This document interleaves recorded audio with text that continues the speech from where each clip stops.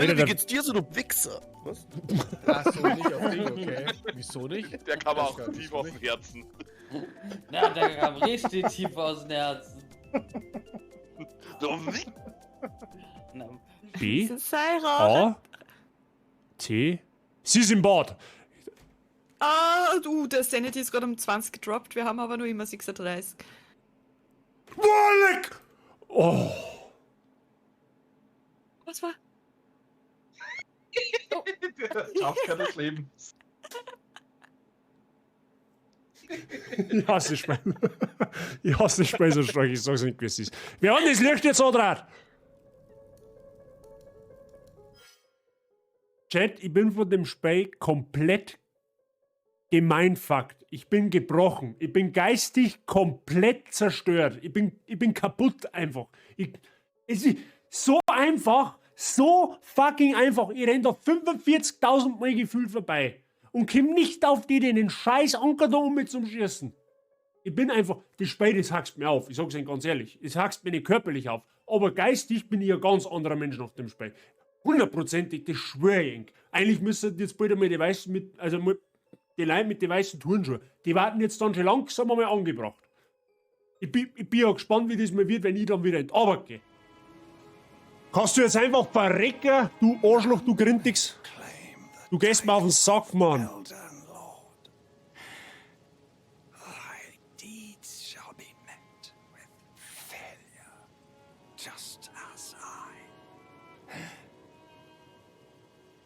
Ja, stirb endlich. Schau der Twirmer von unten da, oder von oben, oder von alle Seiten, von mir aus auch von drinnen, aber können wir ja nicht mehr gegen Quere, ohne Witz. Ja, was haben wir jetzt da? Wir müssen da noch was finden und ich finde nichts. Also gibt's wahrscheinlich nichts. Also das ist wahrscheinlich jetzt nicht logisch, aber... Don't come whining about pure Pokémon and other trivial junk like that. Don't waste your time coming to our headquarter in Wailstone. Ja, sagt man's natürlich in der Apotheke, du Schupferbrunst, du Seitenbläde. Es darf er erst recht noch in Zeitung schreiben, dass er ja wirklich überhaupt keine Polizei und nichts hinterhergibt. Mein Gott, hey. Machen wir es echt fragen. So, ich kann Horrorfilme schauen, ist überhaupt kein Thema. Da bin ich richtig standhaft dagegen. Da tut's bei weitem nicht so viel. Aber Spiele, ich weiß auch nicht. Das ist, ich glaube, ich spiele so das Genre einfach so auf der Zeit. Deswegen bin ich da ein wenig empfindlich noch. Ja, wer weiß, was St. Gisner für Stand hat. Ja, okay, ich gehe wieder zurück und tschüss dann. Ja, aber... Hä? What the fuck? Oh, wait.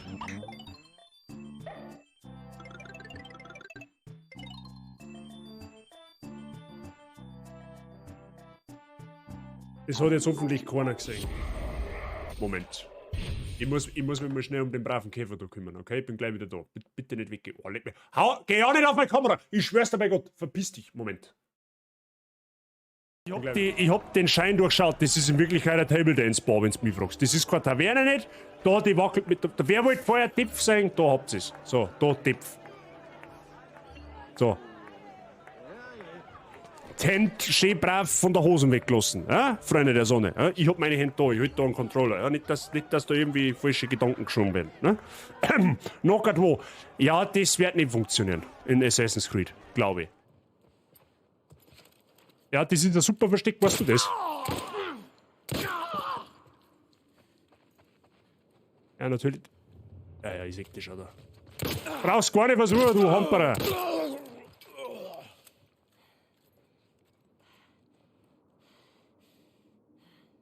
Bis das nächste Viech kommt, wo es mir einfach gnadenlos anschießt. Der Legolas schießt dem Elch aus 5 Kilometer Entfernung mit einem Arm auf dem Rücken gebunden, einen stumpfen Pfeil mit einer durchhängenden Bogensehne ins Arschloch rein. Und zwar genau ins Arschloch. Ja? Der hat den Skill dazu. Ja? Und schaut dabei noch gut aus, richtig. Alle tragen Kostüme. Wie? So, und die Frage, ich hätte einen Stachel, darf ich die bestäuben, was? Das glaube ich war nein. Okay, dann gehe ich wieder. So, was bist du? Du bist ein Welpen-Pokémon. Das ist ein Feen-Pokémon. What the fuck? Ich hab jetzt mit ein Feen-Pokémon schon so bald im Spiel. Holy shit. Dieses Pokémon fühlt sich glatt und feucht an.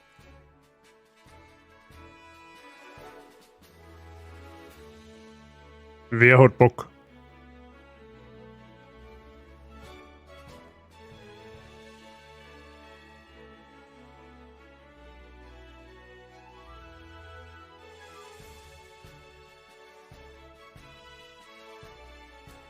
Game Freak, was habt ihr mit Game Freak gemacht und wer bist du? The fuck? What the hell? Was lese ich da gerade? Holy shit! Dieses... Ich kann jetzt irgendwie gar nicht glauben, dass das dort steht. Du sollst mir jetzt nicht erklären, wie man Innenarchitekt wird. Ich will zaubern, sie fixen einmal. Professor Weasley hat Dick einmal diese Magie gezeigt. Dick denkt, Ihnen könnte das... Professor Weasley sagte, du wüsstest, wie man das Ambiente des Raumes ändert. Gewiss. Weil wenn du Hogwarts Legacy kaufst, dann bist du automatisch Innenarchitekt. Aha, die kennen wir ja.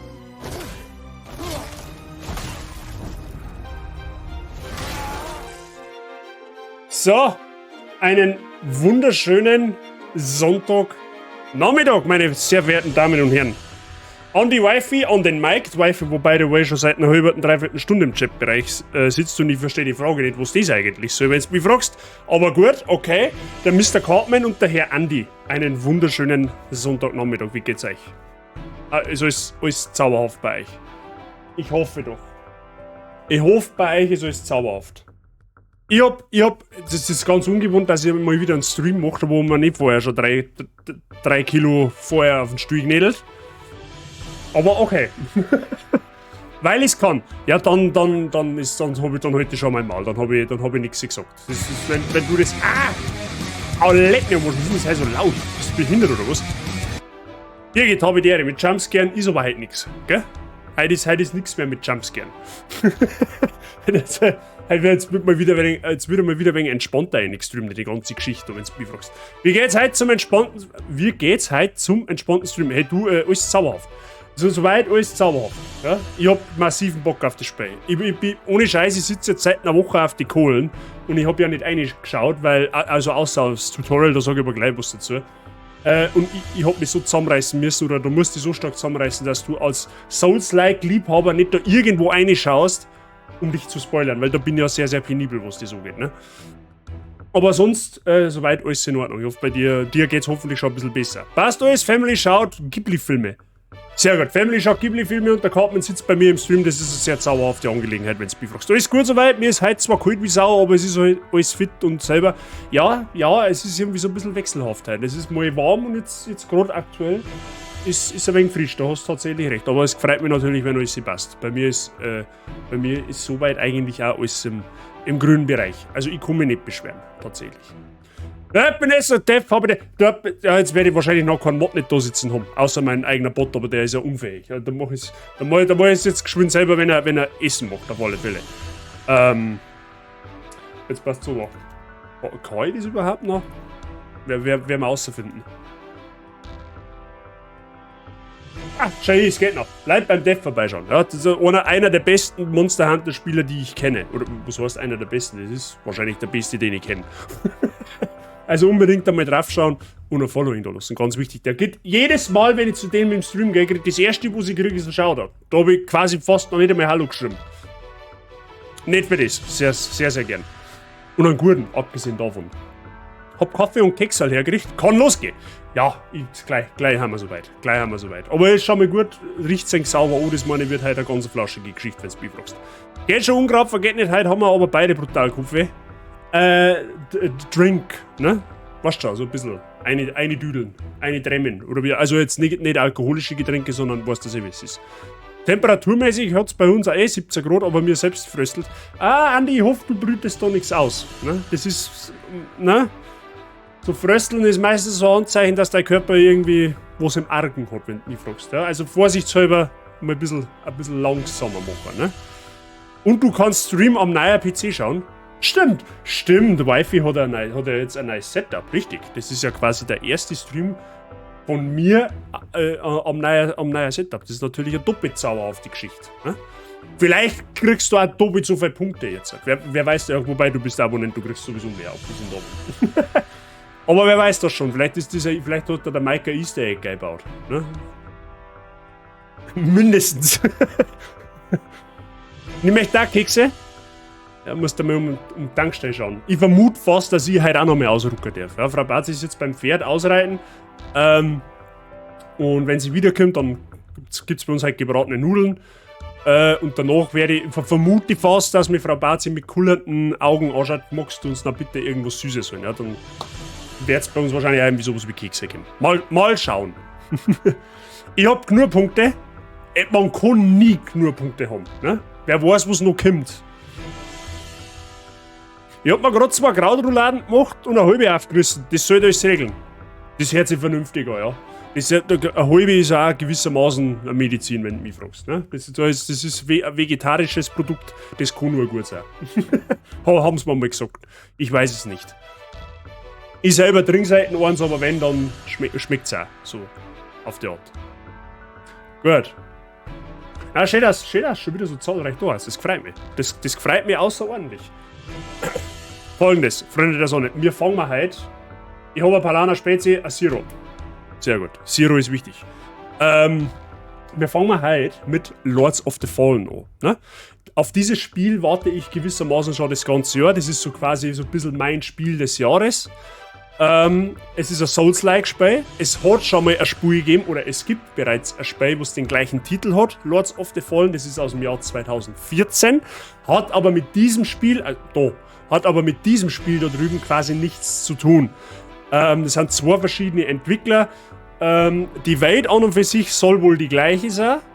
Also halt dieses Universum, wo halt Lords of the Fallen spielt, das soll wohl das gleiche sein. Es sollen wohl auch ein paar Begriffe wiederfallen, die wo in dem anderen Spiel auch vorkommen, aber das Spielprinzip an und für sich ist ja komplett anders. Und dieses Spiel schaut optisch unfassbar gut aus. Ich habe jetzt in der Woche so ein paar Mal nur ein paar Meter im Tutorial ein wenig umeinander gespielt, nur um zu schauen, weil es ist leider von Performance-Problemen geplagt gewesen, dieses Spiel. Am PC weniger, Consoleros waren da ein bisschen stärker betroffen, aber trotzdem einfach um zu schauen, ob alles passt, bin ich halt ein paar Mal so ein bisschen im Tutorial-Gebiet rumgerannt. Ich habe sämtlichste Cutscenen und Intros geskippt, ich habe nichts gesehen von dem Spiel an und für sich. Und ich habe so die eine oder andere Klasse ein paar Meter probiert, was halt vielleicht am besten war, anzufangen. Ne? Für mich ist das Spiel komplett blind. Ich habe mich weder in Social Media noch sonst irgendwo irgendwie spoilern lassen. Alles, was ich von dem Spiel weiß, waren von den Demos, die wohl in YouTube schon vor Monaten zum Sein gewesen haben. Das heißt quasi wieder für euch der Hinweis, aber eigentlich weiß ich dass bei nichts fällt, aber ich sage es trotzdem dazu, Leute, heute sind bitte, gerade bei sicheren Spielen mit Backseat Gaming, mit Spoiler und so weiter zurück. Bei Souls-like-Spielen bin ich extremst empfindlich, was das angeht. Ne? Und dann, da ich sagen, sind wir gespannt, was uns da für eine Reise erwartet. Ich habe, wie gesagt, es schaut optisch unfassbar gut aus. Es spielt sich auch, was ich halt so im Tutorial, also die paar Meter gesehen habe, spielt sich auch unfassbar flüssig. Also kann der neue Maßstab sein, was Souls-like-Spiele angeht. Also wenn sollte irgendwann From Software sich dazu entscheiden, Dark Souls 4 zu bringen, was ich nicht glaube, und das ist in etwa so von der Grafik her und von der Mechanik her, holy shit, dann werden wir Souls-like-Spieler eine ziemlich rosige Zukunft haben. Aber gut. Genug gelabert, ich darf vorschlagen, wir schauen ins Spiel. Ich werde halt ungefähr bis um 6, vielleicht halb 7 streamen, müssen wir mal schauen. Und ich bin jetzt richtig gespannt, was wir da alles zu Gesicht bekommen werden. Ne? Ich habe keine Ahnung, was die Story ist in dem Spiel. Das werden wir jetzt wahrscheinlich relativ schnell am Anfang erfahren. Und dann darf ich am sagen, dann schauen wir einfach mal. Ja? Schauen wir mal, dann werden wir es schon sehen.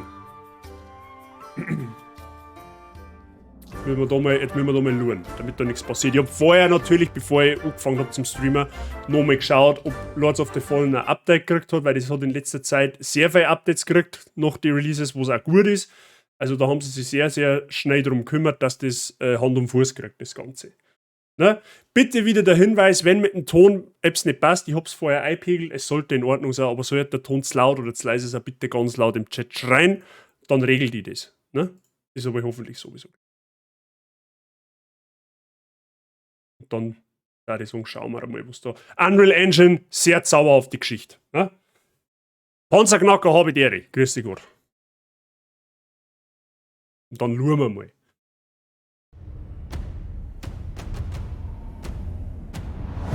Intro, Freunde. After eons of tyranny, the demon god Adir was finally overthrown by humanity. Though fear of his terrible power endured, Adir, der kommt zum Beispiel auch im anderen Spiel vor. And so was formed the hallowed sentinels. Our duty being to stand vigil for signs of his return. Even exile to another realm could not silence the fallen god forever. And in time, Adir's malignant influence pervaded the world once more. In his hunger for vengeance, Adir orchestrated the return of his demonic army. Light was swallowed by shadow, and with it, hope. Was ist das für eine Grafik? Bist du behindert? Grim champion arises, the Dark Crusader. And perhaps it will indeed come to pass that only they who shun the light in order to fight the darkness possess the power to defy a god.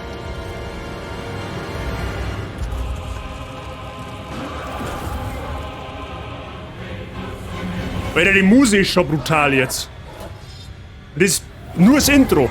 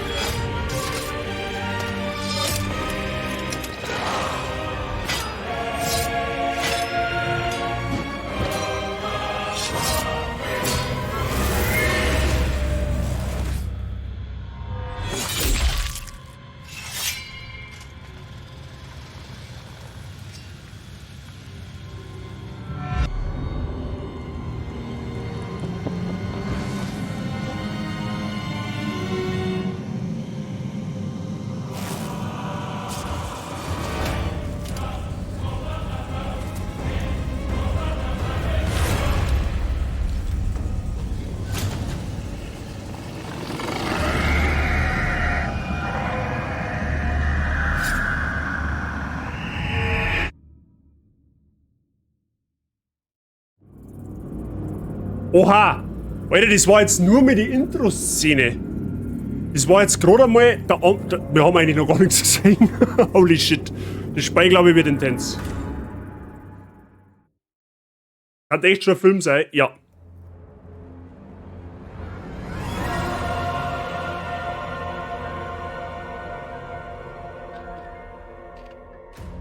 So, da warten wir. Leute, passt der Ton. Ist mit dem Ton soweit alles in Ordnung.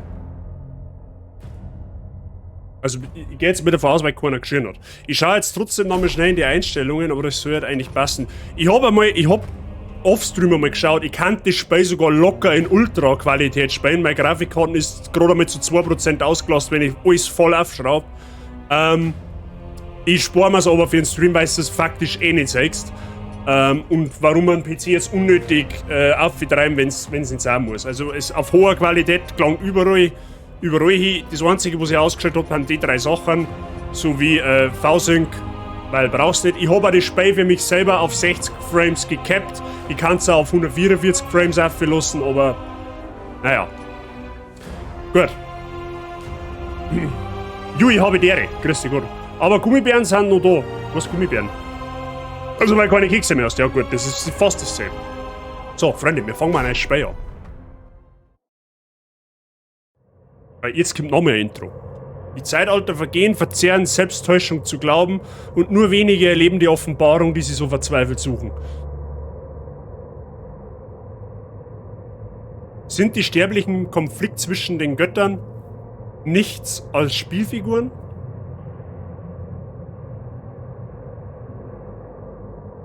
Ob das Fleisch der Götter oder des Todes selbst, alles wird verschlungen. Das ist jetzt nicht so motivierend da.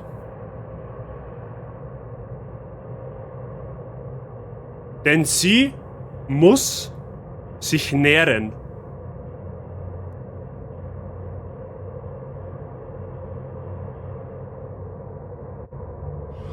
Oh, noch mehr Intro.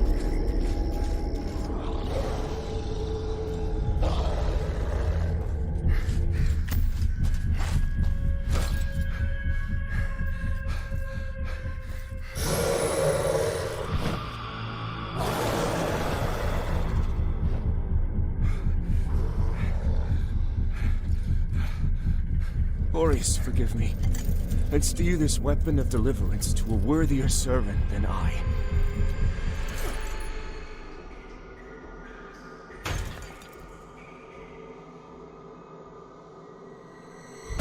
Okay, ich muss mit der Laterne.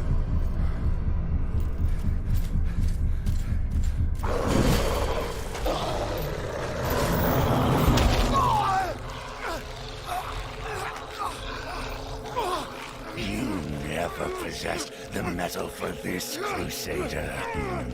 You fail. Alter, was ist denn das für eine Grafik?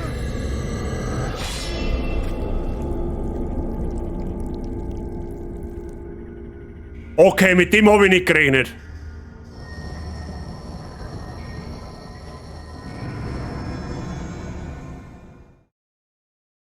Okay, dass ihm der am Turm oberzwirbelt, mit dem habe ich jetzt nicht gerechnet.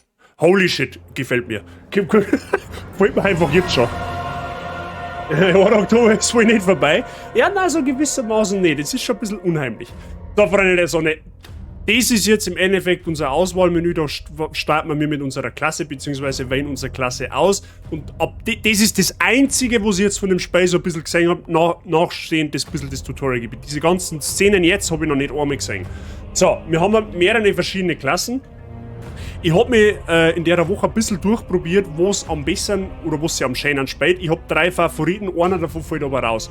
Das eine ist natürlich er da, der dunkle Kreuzritter, habe ich im Nachgang erfahren. Den kriegst du nur, wenn du Deluxe Edition holst. Als Streamer habe ich mir das jetzt einfach mal erlaubt. Dunkler Kreuzritter ist sehr, sehr gut zum Anfangen, lässt sehr schön spielen. Das andere war der verbannte Nachsteller.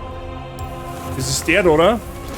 Der spielt sich brutal schnell, aber du frisst massiv krassen Schaden. Also getroffen werden darfst mit der Klasse nicht wirklich. Steht auch dort fortgeschrittene Klasse. Man soll jetzt sich überlegen, mit dieser Klasse anzufangen. Und das andere war gewesen der Heilige Ritter. Das ist quasi, ja, mehr oder weniger das typische Tank-Bild, wie man es aus alle Souls-like-Spiele ein wenig kennt. Ich persönlich habe jetzt die besseren Erfahrungen mit dem dunklen Kreuzritter gesammelt. Tatsächlich. Der Kreuzritter, der gefällt mir, muss ich persönlich jetzt auch sagen, optisch deutlich am besseren. Das hat irgendwie so ein bisschen vom Hexenkönig von Angmar aus Herr der Ringe. Kennt bestimmt jeder, brauche ich jetzt bestimmt nicht erklären, wer das ist. Genau, also ich war jetzt da fast mit dem Kreuzritter reingegangen in die ganze Geschichte. Kann ich natürlich auch die anderen auch noch sagen, ist eh klar. Es gibt dann einen Kriegswolf. Das ist halt, der hat was vom Tor aus God of War, also das ist ein reiner Stärkebild. Steht da oben schön in der Beschreibung dabei, für was das die ausgelegt haben. Macht's Neueinsteiger natürlich auch ein bisschen einfacher. Dann haben wir noch einen Partisane, der kämpft mit einem Morgenstern sozusagen. Dann gibt's noch die Mornstedt-Infanterie. Das ist der Speerträger, habe ich auch probiert, hätte mich auch sehr, sehr gut angelacht. Aber der haut viel, viel langsamer zu, als das den Anschein macht. Ja? Und der ist halt rein auf Distanz und auf Fernkampf basierend. Ist in einem Souls-like jetzt nicht unbedingt der Way to go, solange nicht irgendwie... Also wenn ich in einem Souls-like oder in einem Souls-Spiel auf Fernkampf gehe, dann möchte ich Magie machen oder irgendwie sowas. Dann gibt es einen Schwarzfederwaldläufer, den habe ich tatsächlich nicht probiert. Aber da so gesehen, ganz ehrlich, da haben wir bei dem Thema Fashion over Stats. Der gefällt mir einfach vom Ausschauen her nicht. Den habe ich gerade erklärt, das ist der verbannte Nachsteller. Schwarz, also spielt sich unfassbar geil, aber ist, glaube ich, zum Anfangen in einer Souls-like nicht unbedingt das was man machen soll. Dann gibt es einen Prediger Orius. Das ist quasi sowas wie ein Magier oder wie ein Wunderwirker aus den Souls-Spielen. Schwierig, also kann man machen. Ich weiß allerdings nicht, wie stark Magie oder sonst was in dem Spiel ist. Deswegen da die am Anfang immer die Finger von sowas lassen. Wie bei Demon's Souls damals, da habe ich ja gewusst, Magie ist absolut broken. Da kannst du bedenkenlos auf ein Magiebild greifen. Aber bei einem Spiel, was ich nicht kenne, schwierig. Dann haben wir noch einen Feuerkultisten. Das ist dann quasi sowas Ähnliches wie der Magier, nur halt, also das war quasi der Pyromant sozusagen aus den Souls-like-Spielen, so verstehe ich das. Und die Feuerkultisten sind wohl auch die Bösen in dem Spiel. Nicht, dass mich das als Protagonist interessieren darf, aber nur so, was ich so ein bisschen mitgekriegt habe, sind die, die den Feuerkultismus hegen, sind quasi diese Sekten sozusagen. Und dann gibt es noch einen Verdammten. Der Verdammte ist einfach klassisch der Bettler. der hat gar nichts. Der hat auch keine Werte nicht und sonst was. Der geht ohne irgendwas. Dem seine Waffen ist legit ein Holzmülleimer, ein kaputter. Ist kein Scherz. Du haust da mit einem Mülleimer zu. Aber gut, ich glaube, wir gehen mit dem Kreuzritter. Gibt es noch einen Körpertyp? Also es gibt männlich und weiblich. Das ist der einzige Unterschied. Und da kann man halt jetzt sein Aussehen noch ein wenig anpassen. Ich bin mir jetzt nicht sicher, ob das Sinn macht, wenn wir uns da ein wenig spielen, weil im Endeffekt haben wir am Ende des Tages sowieso irgendeine Rüstung an. Mit dem haben wir mich aber tatsächlich auch überhaupt nicht befasst. So gut wie es ist. Ja, ich mache jetzt das einfach mal so. Ja, ein wenig gesündere Hautfarbe brauchen wir schon, ein paar andere Haare mehr hätte ich haben. Ah, das ist doch so!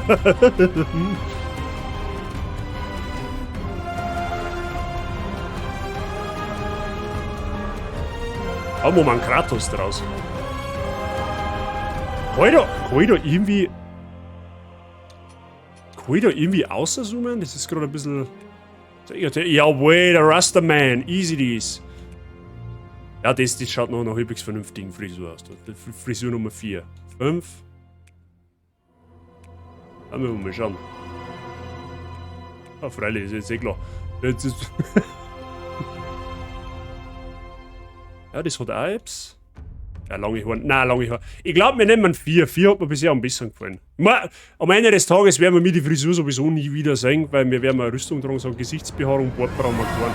Das schaut, Alter, der schaut aus wie der Nusret. Schon fast. Ja, da müssen wir fast andere Frise nehmen, das hilft einem nicht.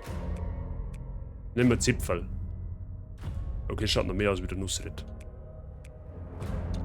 Ja, da noch mehr aufschauen. Ja, ist jetzt schon. Ist so ganz so alt wie dann auch nicht. Jesus Maria.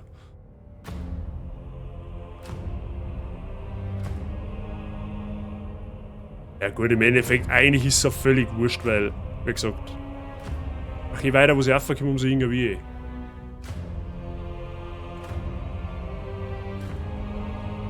Ja, nehmen wir das, weil es ja völlig wurscht ist. So, Textur, das kann ich auch noch, was mittleren Alters, jung nehmen wir das, also ja, da müssen wir aber noch mit zurück. Augenfarbe, ja, nehmen wir den. Nehmen wir grün, weil ich habe auch grüne Augen, Augen, das passt schon, Nosen, Ohren, Mund, Wangenknochen, das ist in Ordnung. Das ist ja völlig in Ordnung. Aber jetzt müssen wir da ein anderes Gesicht nehmen. Ja, das schaut schon ein wenig eher aus. Ja, da bloß mehr ein wenig auf. Ja, da so mehr die Richtung, da meine ich, das ist schon. Ja. Nehmen wir das. Jetzt müssen wir noch mal schauen.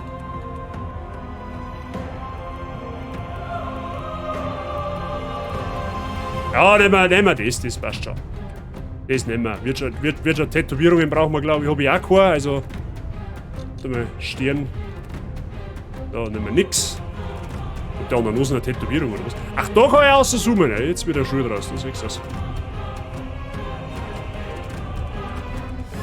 An der Nase mag ich auch nichts haben. So, an der Wange mag ich auch nichts haben. Warum lässt man sich an der Wange tätowieren? Verstehe ich nicht. So. Meinst du, da am Arm lassen wir es eingehen, das ist so. Ah, das schaut einem gut aus.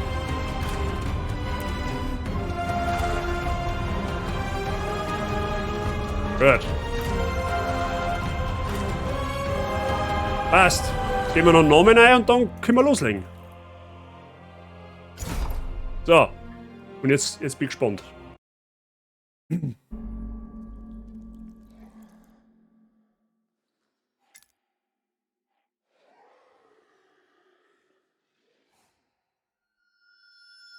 Lo, the latest receiver of his grace.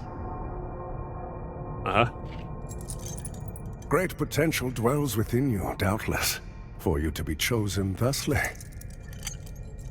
And so does Aureus' wisdom guide my hand in the bestowment of this subsequent boon.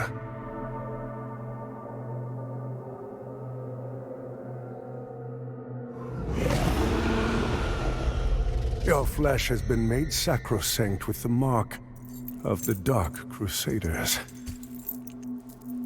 Hey, wir sind ein dunkler Kreuzritter, aber heilig. Self-worthy of this gift. Seek me in the bowels of the bridge. Our work is of the greatest import. Okay, wir kehren quasi dem Orius-Orden an. Also Orius ist quasi... Wie soll ich das jetzt sagen? Ich will jetzt nicht Kirche sagen, aber Orius ist quasi ein gewisser Orden, da wo die Kreuzritter quasi... Ja, beherbergt haben oder ausgebildet werden, wie auch immer. Also wir haben ja quasi nicht nur die Klasse Kreuzritter, sondern wir sind ja wirklich ein Kreuzritter, sozusagen. Indie Bubbles, merci für das Following, habe die Ehre. So, Freunde der Sonne, wir sind mal Ingame. Das hier ist Ingame-Grafik. Und holy fucking shit, Unreal Engine 5 ist heftigst. So, jetzt schauen wir mal. Da habe ich ein paar Zusatz-Items, die wo man nur in der Deluxe Edition kriegt. Das sind die da, oder? Meine? Ja, genau, die kann man heute mal ablegen da. Das nehmen wir mal weg. So, Sanguinarix, oder keine Ahnung, wie man das ausspricht. Sanguinarix. Das ist quasi unsere Heilung. Sozusagen. So, da haben wir unsere Rüstung. Panzerhandschuhe, das Helm des Paladins, also Paladins-Set. Was haben wir da? Anhänger des Paladins.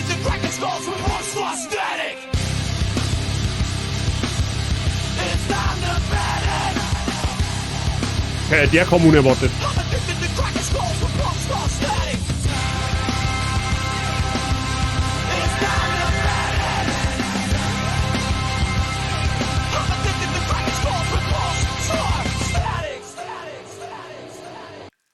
Zweijähriges Affiliate-Jubiläum oder so. Sauf mal on. Sauf mal an. Ja, du saufst an, ich nicht, weil, weißt du, Twitch und so weiter. Sei danke dir für 24 Monate beide, weil du bist der Erste, der die 2-Jahres-Marke knackt. Vielen lieben Dank für deinen langen Support. Du bist der Erste, der beide den Alert jetzt triggert, der wo exklusiv nur für 24 Monate kommt. Sei vielen lieben Dank. Ich wünsche dir einen schönen Aufenthalt und weiterhin ein herzliches Willkommen. Ich hoffe, dir geht's gut. So, jetzt passt so macht. Highlander, habe ich dir, grüß dich gut. Geiler Sound, Limp Bizkit. Ja, das ist Limp Bizkit tatsächlich. Genau. Ja, schauen wir mal. Highlander, wie geht's da? Ist fit bei dir? Das Einzige, das müsste man vielleicht einmal einer im Chat sagen, der wo mit PC-Spielen vertraut ist, das habe ich nicht ganz so ausgefunden, wenn ich mich jetzt da so bewege. Ne? So. Dann habe ich in der Mitte vom Beidler so ein. Zeigt ihr das? Das ist wie so ein Strich. Wie so ein Grafikwackler. Aber wie ich den wegkriege, weiß ich nicht. Ich habe keine Ahnung, was das ist. Stört mich jetzt persönlich nicht. Ist ja in manchen Gebieten nicht so schlimm wie jetzt da. Aber okay. Alles easy soweit, das hört man gern. Das hört man gerne. Na, haben wir was? Entkräfteter Schädel.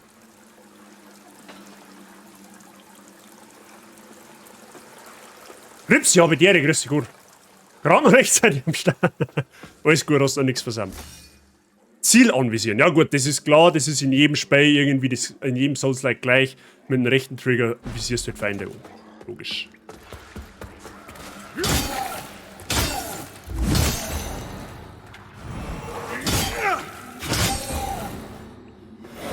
Die Landschaft ist super schön gestaltet, macht richtig Bock.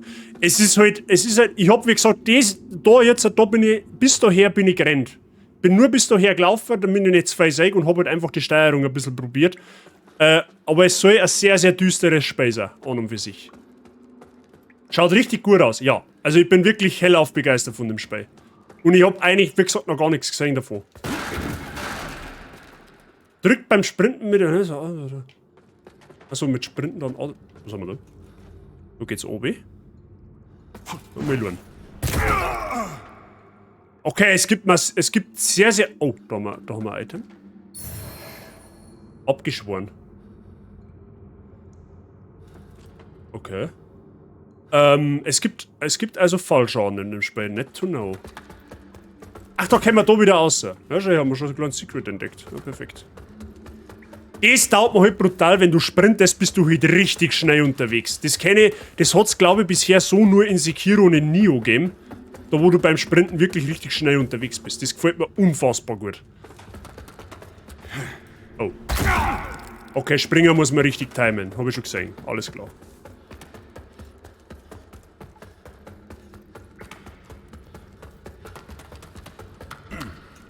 Ah ja, und so kommt man dann da drüber. Easy. Haben wir die Skelette kaputt gemacht? War dahinter das Skelett?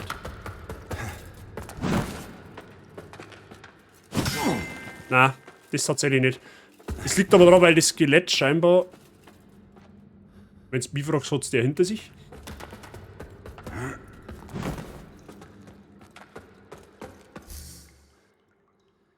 Seitenrolle und... Ja gut, Ausweicher erklärt sich jetzt auch von selber. Mit der B-Taste ist bei mir im Controller, by the way. Keine Ausweicher. Ist das gleiche wie in den anderen Souls-like auch. Ja, okay.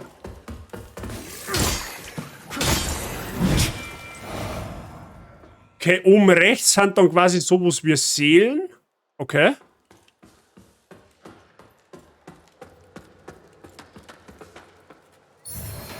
Ein Wurfstein. Ja, sie habe die grüß dich, gut. Wie war's noch?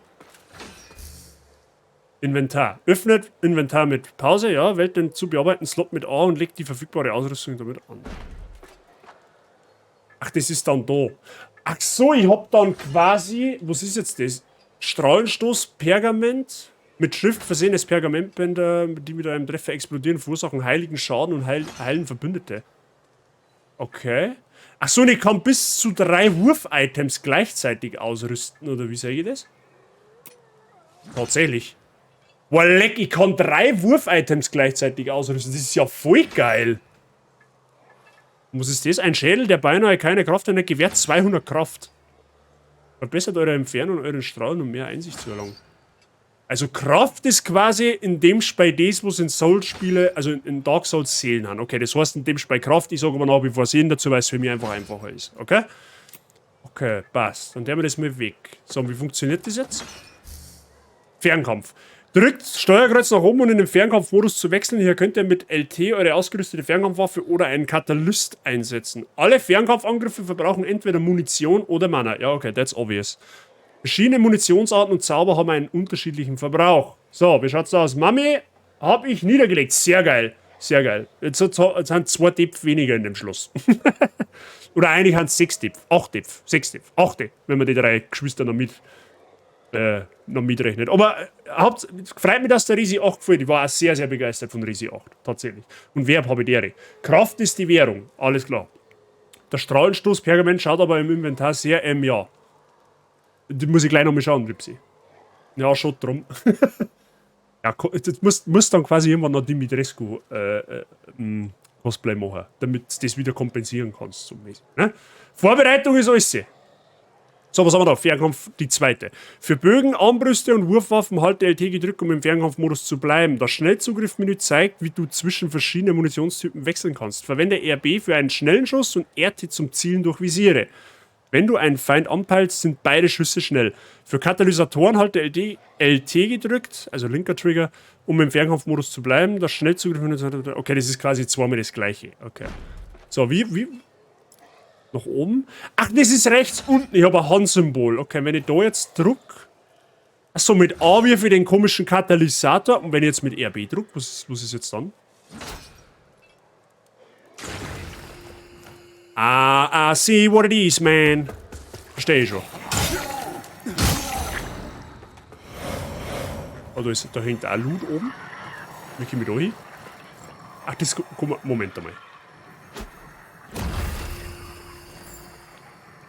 Ah.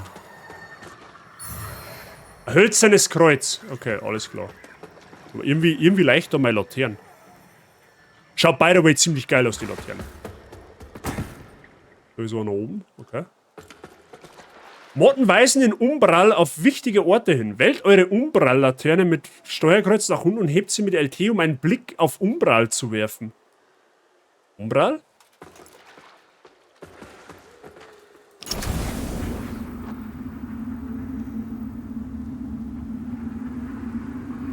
Wie jetzt?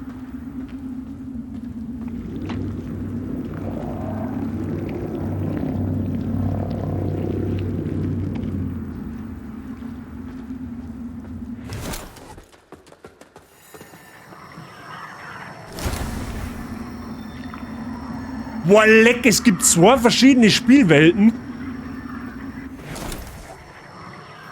Alter, ist das dein Ernst? Wie geil ist denn das?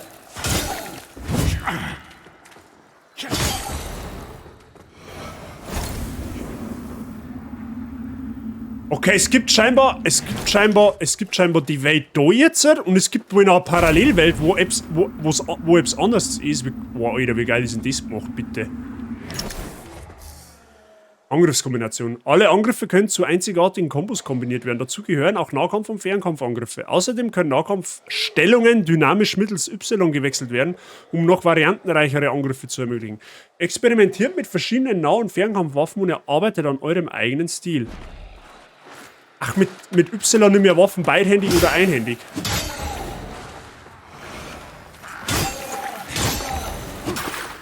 Und ich kann während dann kombinieren, also während dann Zuschauen kann ich die Haltung ändern. Somit kämen Kombos raus.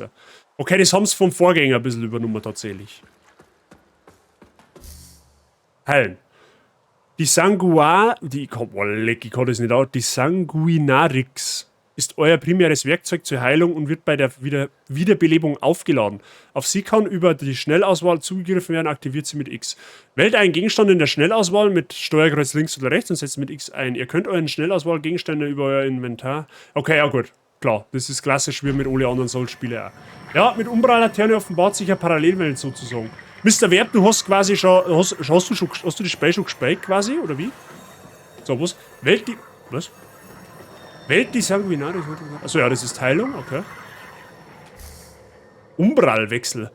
Wählt eure Umbral-Laterne mit Steuerkreuz und hebt sie. Erzeugt durch das Halten von X einen Riss, um nach Umbral zu wechseln. Achtung, ihr könnt Umbral nur an bestimmten Punkten verlassen.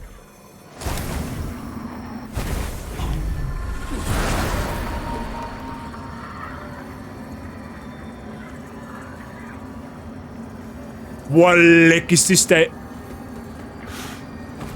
Wir haben jetzt in einer komplett anderen Welt, oder was? Schwächungsschutz. Seelenschinderhindernisse. Drückt R... Also zum Anvisieren, wählt eure Umbral-Laterne mit blablabla, hebt sie mit LT und setzt mit RT Seelenschinder gegen euer Ziel ein.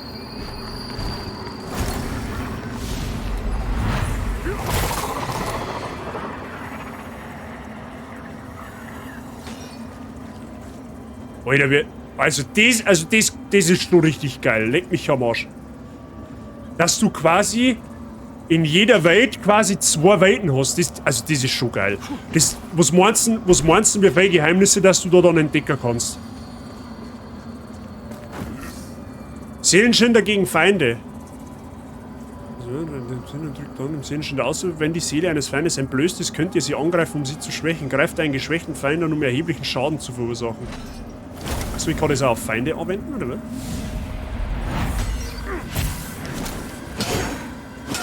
Alter, ich kann dem seine Seele ausziehen. Essenz des Todes. Okay, wenn ich dem seine Seele ausziehe, dann ist der wehrlos in der Zeit. Okay, das ist krass. Die Frage ist halt natürlich, geht das gegen Bosse? Um 30 Euro ist es bestellt, das schmeckt. Oh, leck. Da wünsche ich dir jetzt schon mal einen guten, das hast du auf alle Fälle verdient.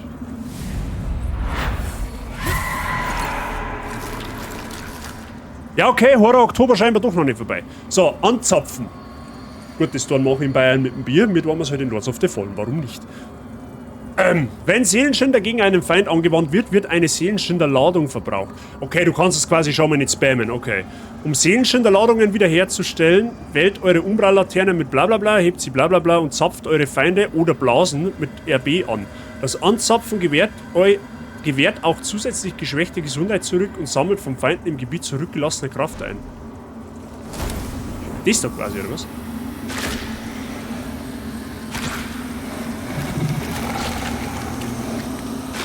Alter, das mit der Laterne, das gefällt mir jetzt schon.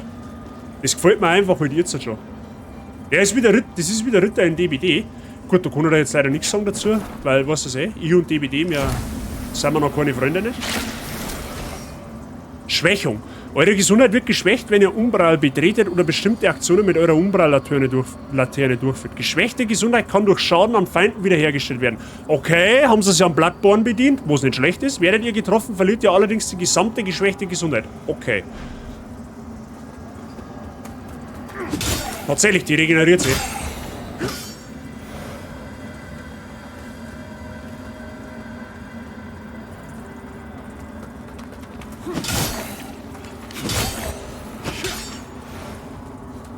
kann ich in dem Spiel... Okay, man kann blocken auf jeden Fall.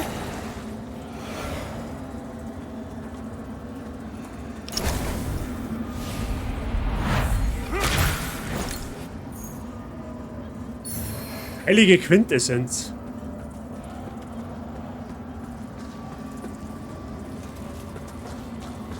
Mindestbestellwert, aber ich habe eh schon Hunger. Ja, zur Not halt morgen noch mal speisen, oder? Oh, Sprungangriff gibt's quasi auch.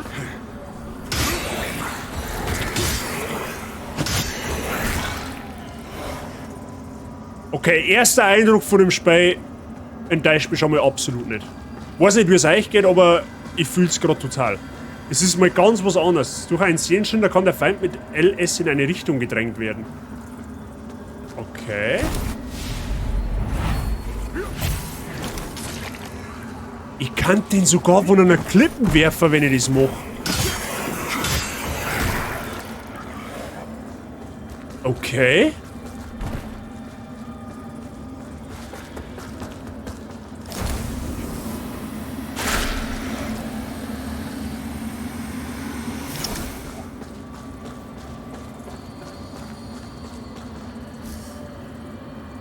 Was ist das?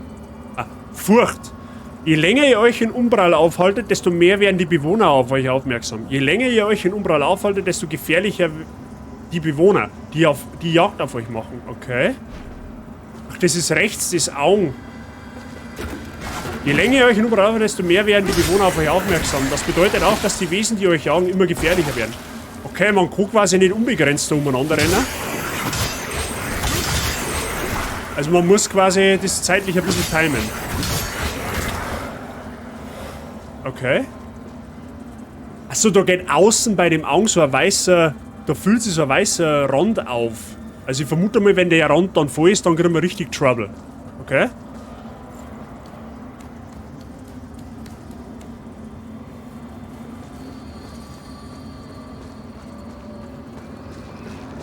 Was haben wir da? Ah.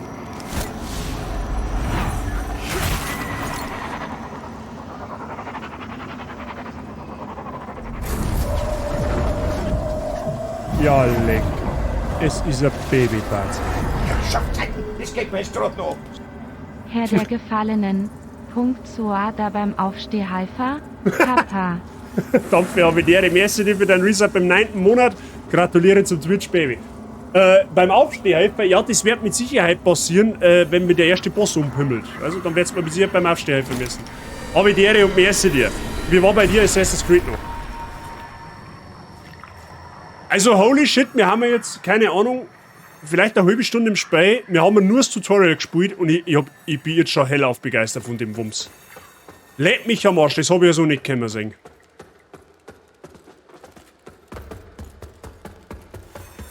Das gefällt. Schaut halt auch irgendwie geil aus, wenn einer mit einer, keine Ahnung, 300 Kilo Rüstung einfach umeinander stiefelt wie so ein Flitzer im Fußballstadion. Was ist mit A? Was? Verwende mit A Entstehungsbildnisse, um aus Umbral zu entkommen und nach Axiom. Okay, Axiom und Umbral haben die zwei Welten. Umbral ist quasi sozusagen die, wenn keine Ahnung, dämonische Welt? Oder wie soll ich das sagen? Und Axiom ist das Hier und Jetzt. Oh, hi. Mal runtertreten, das ist Sparta, da bist der. Ist das jetzt das Neue? Ja, das ist das Neue. Ja, wie jetzt?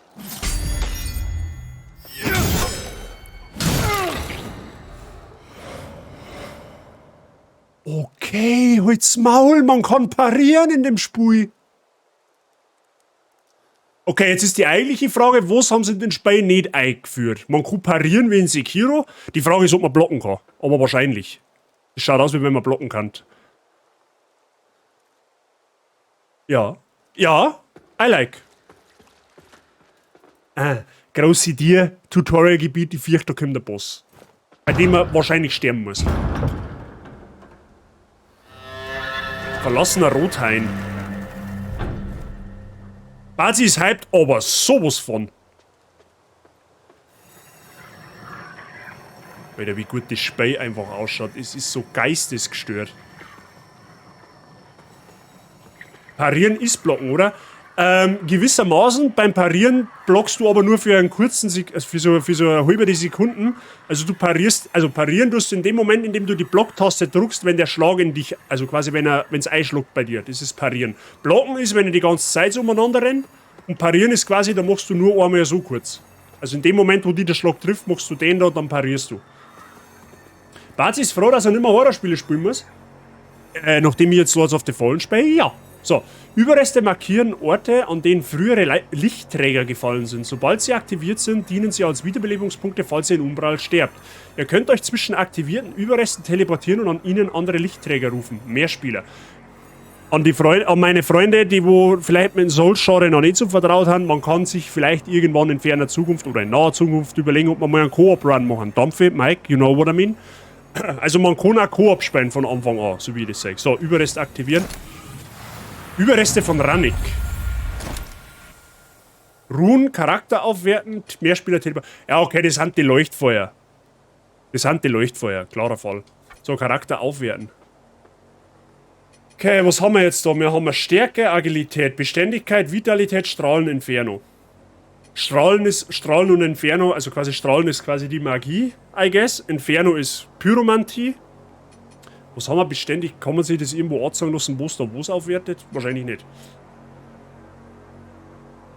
Ich kann mir noch nicht, lol, ich kann mir noch nicht meinen Aufstieg leisten. Ich kann mir noch nicht meinen Aufstieg leisten, lol. Ja, okay. Dann der wir da mal ruhen. Ich muss los. Jetzt pass auf, haben wir nicht irgendwie so Items gefunden? Inventar, da. Was haben wir denn da überhaupt? Das Sanguinarix ist unsere Heilung. Brio-Stein-Paar. Ein paar Brio-Steine heilen mit der Zeit. Okay, das sind quasi die Lebenssteine aus Dark Souls. Mana-Stein-Klumpen. Ein Klumpen vom Mana-Stein stellt im Laufe der Zeit eine kleine Menge Mana wieder her. Ja, okay. Obvious. In einigen Teilen der Welt gibt es reiche Mana-Stein-Vorkommen als in anderen. Und obwohl einige Versuche unternommen wurden, das Material und seine magischen Eigenschaften künstlich herzustellen, blieben diese bisher erfolglos. Schwächungsschutz. Eine Dose mit Pulver, das erhöhten Schutz gegen Schwäche gewährt. Das ist eine sehr treffende Beschreibung von dem Gegenstand. Entkräfteter Schädel, 200 Kraft und 400 Kraft. Da haben wir 3 Stück. Wenn wir die jetzt nehmen, kann man natürlich aufwerten. Aber wenn wir... Ich glaube, ich heb dir mal auf. Ich glaube, ich heb dir mal auf für Zeiten der Not. Wer weiß, was kommt. Was haben wir da noch? Ausgetrocknete Überrestmotte. Eine ausgetrocknete Umbral-Motte, mit der man im Austausch gegen Kraft zum zuletzt benutzten Überrest reisen kann. Okay, kann man unbegrenzt vermutlich verwenden, da kommst du sofort an einen Ruheort zurück, du verlierst aber wahrscheinlich deine ganzen Seelen. Okay, I know. Spotty, hab ich dir, grüß dich, gut. Schön, dass du da bist, wie geht's dir? Ja gut, okay, haben wir schon ein bisschen was gelernt. Überreste mal hin. Ja, okay. Tacitus Tagebuch und Karte von Mornstedt. Oh, was haben wir da? Die unterteilte Gegenstände? Ja, offensichtlich. Was ist denn das? Das ist die heilige Quintessenz. Ein Relikt, das zur Aufwertung der Sanguina... Wie jetzt? Ein Relikt, das zur Aufwertung der Sanguinarix verwendet wird. Das heißt ja quasi, dass ich dann heilen kann. Oder mehr heilen kann, oder was? Ablegen? Entsorgen. Gewählte Menge ab... Achso. Okay, was ist das? Rosenkranz des Lichtträgers. Ein Rosenkranz, ein Geschenk von Erheber Dunmir von den dunklen Kreuzrittern als militärischer Eliteorden im Dienste der Kirche des Strahlens Orius. Verbreiten die dunklen Kreuzritter die Lehren des strahlenden Gottes Orius. Die kleine Gravur an der Rückseite des Rosenkranzes läutet die 5 Leuchtfeuer. Okay. Was ist das? Da kann ich gar nichts machen. Eine Karte vom Mondstadt. Wo ich auch nichts machen. Hä? Verstehe die Frage nicht. Ja, okay.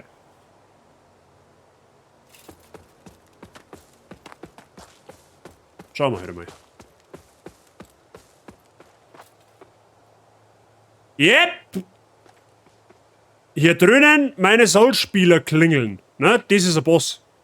Große Arena, irgendein Viech in der Mitte, Tutorial-Boss. Jetzt ist halt die Frage, entweder ist der Boss dazu designt, dass du stirbst, oder du kannst ihn lenken. Eins von beiden, werden wir herausfinden. Was ist denn jetzt Blocken? Haltet zum Blocken LB gedrückt. Achtung, das Blocken vom feindlichen Angriff schwächt eure Gesundheit. Greift Feinde an, um geschwächte Gesundheit wiederherzustellen. Werdet ihr getroffen, verliert ihr allerdings die gesamte... Haben wir vorher erklärt. Okay, also man kann blocken. Parieren, haben wir auch schon festgestellt. Drückt LB unmittelbar vor dem Treffer eines gegnerischen Angriffs, um ihn zu parieren und so weniger Schwächungsschaden zu erleiden und hohen Haltungsschaden zu verursachen. Da ist nochmal die Erklärung, Mr. Seijing.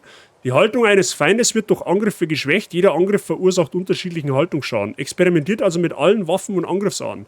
Sobald die Haltung eines Feindes vollständig reduziert ist, bringt ihn mittels eines geladenen schweren Angriffs RT, einer Parade LB oder eines Tritts blablabla ins Wanken. Fügt einem ins Wanken geratenen Feind mit RB einen verheerenden Schlag zu. Haben wir vorher gemacht, okay.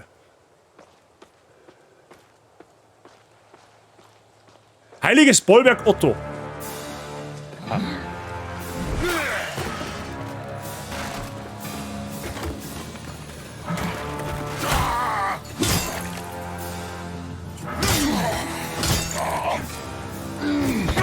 Oh, das war great. Ja gut, ich möchte jetzt auch ungern einen Morgenstern ins Gesicht gedrückt kriegen.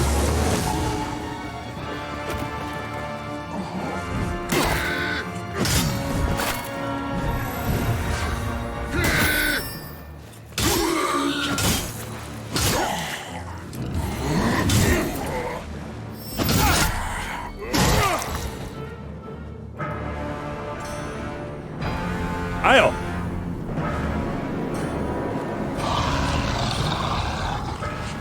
Ja, das war nicht der eigentliche Boss, oder?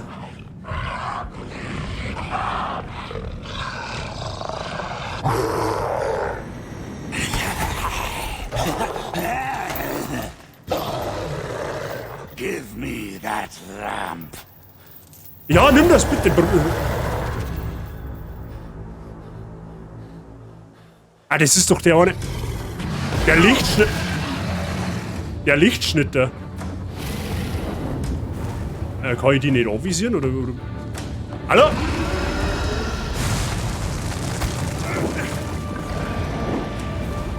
Alles klar?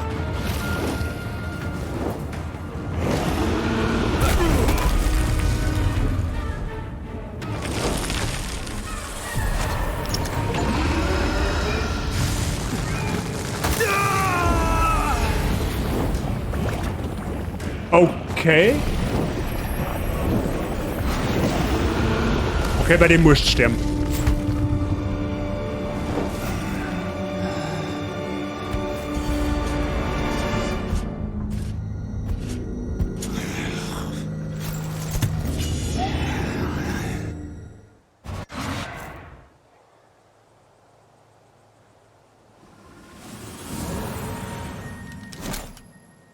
Okay, vielleicht muss bei dem aber auch nicht sterben.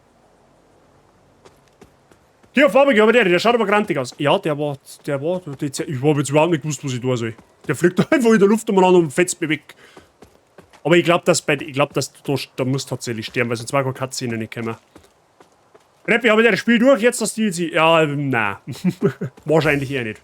Kraftwiederherstellung nach dem Tod. Wenn ihr in Umbral umkommt, wird eure gesamte aktuelle Kraft an der Stelle zurückgelassen, an der ihr gestorben seid. Okay, klassische Souls-Mechanik. Du kannst deine verlorene Kraft mit deiner Umbral-Laterne wiederherstellen, indem du dich ihr näherst und A drückst. Aber Vorsicht, einige Feinde könnten sie vor dir aufheben und du musst sie besiegen, um sie zurückzuerlangen. Bloodborne-Mechanik, okay. Wenn ihr jedoch erneut in Umbral sterbt, bevor ihr die zurückgelassene Kraft einsammelt, habt ihr sie für immer verloren. Okay. Ja gut, Classic. Classic Souls-like. Das ist dann quasi da.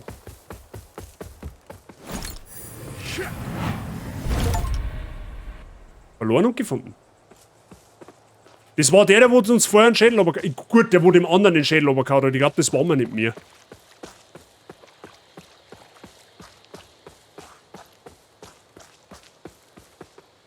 Sehr düsteres Gebiet. Ja gut, haben's nicht gelungen.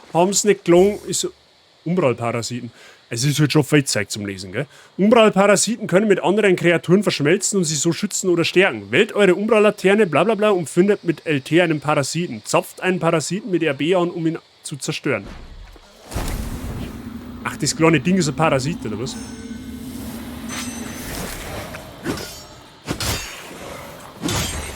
Zupfte. So, was ist Mama? Manchmal zeigen Motten an, dass euer Weg in Axiom blockiert ist, aber es in Umbral etwas zu entdecken gibt. Wählt die Umbral... Okay, die Motten haben oben einen Hinweis. Also, das ist schon geil gemacht. Also holy shit, das ist schon geil gemacht, gell? Dass du da zwischen zwei Welten switchen kannst. Und teilweise auch musst. Also holy shit, Props an die Entwickler, das haben sie sich richtig gut überlegt. Das gefällt mir schon stark. Das gefällt mir wirklich stark, hat so in einem keinen Souls-like nicht gegeben. Man hat wohl auch 2 Leben, wenn ich es richtig verstanden habe. Also wenn du, also quasi jetzt bin ich quasi in der Welt der Lebenden sozusagen. Und wenn ich dann jetzt quasi einmal stirb, komme ich in das Reich der Toten und kann aber da dann nochmal weiterkämpfen. Und wenn ich dann da stirb, dann ist halt rum abgezogene Haut. Ja, toll. Okay, da ist ein Mordstrom Tier. Kann ich da aufmachen?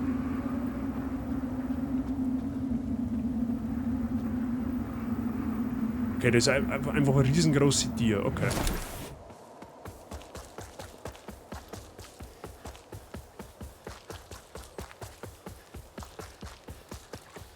Ah, mal schauen.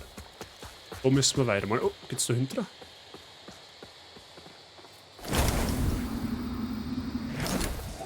Okay.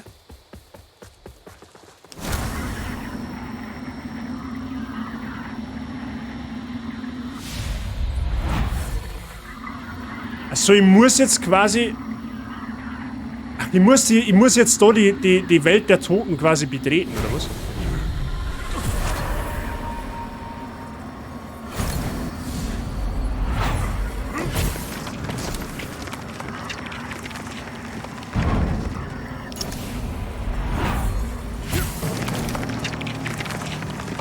Alter, richtig gut gemacht. Wo geht's oben?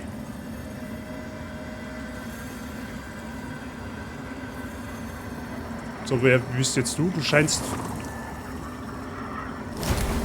Scheint ein freundlicher NPC zu sein. I always wondered if there were others. You're probably thinking that lamp's just a tool to be used as you see fit. Take it lightly, and you'll find it's the other way around. Mark my words. I don't know who you are, and I don't care. But since it seems Adir has you marked, making you a bigger threat to the Rogar serves us both. Rogar, die Rogar, das sind quasi die Dämonen in der Welt von Lords of the Fallen, so haben sie einen Vorgängerspiel geheißen. I've defied the wills of gods and kings. If you know any kind of freedom, you'll do the same. I've defied the... If you know any... Überreste von Hannelore. Jetzt Hannelore, die ist gestorben. Da haben nur noch Überreste. Also kann man jetzt teleportieren, okay. Charakter aufwerten. Jetzt müssen wir mal schauen, ob wir uns jetzt aufwerten können. Ja, jetzt gehen wir, ist das der Ernst? Jetzt gehen wir 18 Seelen, ob damit ich mir... Ja, okay. Okay. Okay, sonst geht's nicht weiter, oder wie? So wie ich das jetzt verstehe, ja. Ach, und wenn ich ruhe, dann bin ich wieder in der Welt der Lebenden. Ebenfalls eine interessante Info. Ja, und da kann jetzt einfach... Moment mal. Ach, da schau her, wenn da so ein Überweg ist, dann brauche ich nicht in die Welt der Toten gehen. Weil da kann ich einfach drauf datschen. Okay. Ich muss aber in die Welt der Toten gehen, wenn ich jetzt da um mich mehr, weil ich muss ja quasi derer ihre Seele aussagen, damit ich da um mich komme. I see what it is. Die Frage. Ja, okay, ich hab die falsche Taste drauf. Und es ist tatsächlich so, wie ich gemeint habe, wenn du stirbst, kommst du erstmal ins Reich der Toten und erst dann bist du tot. Wenn du dann stirbst. Okay, ja gut. Erst einmal mit Mechaniken vertraut machen, Freunde der Sonne.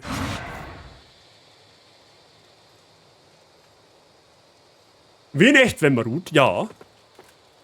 Ach, und meine Seelen haben auch nicht weg, wenn ich einmal stirb. Meine Seelen haben nur dann weg, wenn ich... Ja gut, haben's vorher erklärt. Wenn ich in Umbral, quasi in der Welt der... Ich nenne es jetzt einfach die Welt der Toten. Wenn ich in der Welt der Toten stirb, erst dann haben meine Seelen weg. Okay, gute Info. Gute Info, wichtig zu wissen. Oh, ich hab so Bock auf das Spiel. Stigmata, was ist jetzt das schon wieder? Fragmente vergangener, oft dramatischer Ereignisse, die sich in Axiom zugetragen haben, können in Umbral als Stigmata erscheinen. Wählt eure Umbral-Laterne, hebt sie, wie gesagt, wird und reist nach Umbral. Begebt euch erst nach Umbral, visiert dann ein Stigmata mit RS an, wählt eure Umbral-Laterne. Und setzt mit LT und RT Seelenschinder ein, um ein Fragment der Vergangenheit zu offenbaren.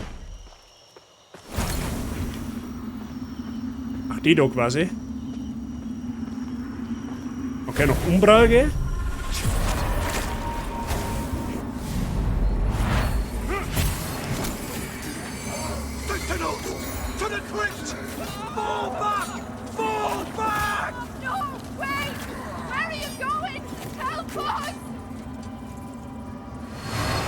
Umbrallreste. Erstmal einen geplanten Abflug. Ja, sowieso. Der war natürlich geplant. Das ist aber sowieso klar. Mindere heilige Salze. Ach, das ist das Bossareal von vorher, okay. Gut, da lernt man quasi ein bisschen was über die Lore. Vielleicht da ein Baby oder was? Feuerschutz? Was anderes erwartest du eigentlich von mir? Den hast du, oder? So gut kennst du mich schon. Oh, hi.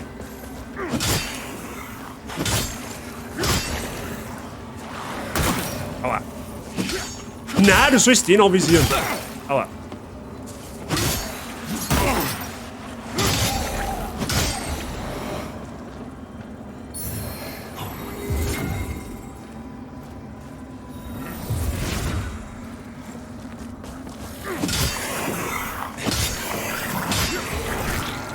Okay.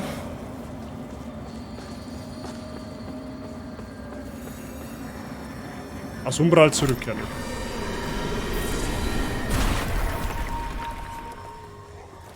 Okay, und da kommt man dann wieder in die Welt der Lebenden. Da hinten ist auf alle Fälle ein Gegner, der wo einen Parasiten hat. Backstappen kann man nicht. Oh, liegt da um 3.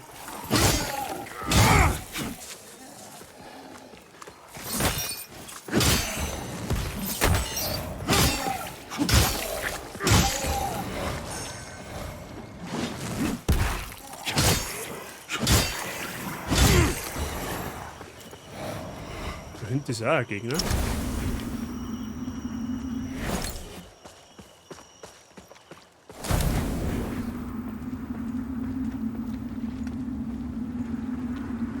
Irgendwer stopft da umeinander.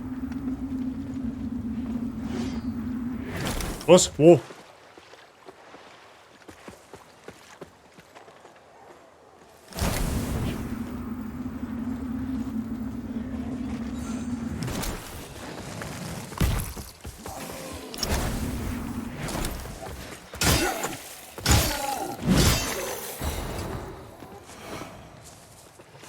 Okay, es sind aber nicht wenig Gegner auf einmal, gell? Können auch gerne mit 3, 4 Gegner auf einmal auf einen Haufen stehen.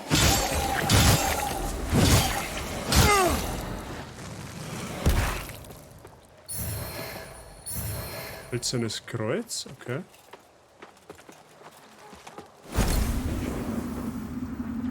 Ja gut, da muss man sich halt dann schon genau umschauen, gell? Wenn du halt da mehrere Möglichkeiten hast mit den 2 Welten. Aber.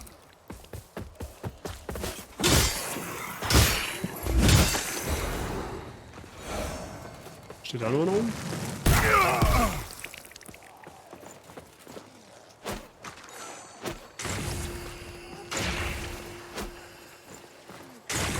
Der wäre ein schon rum.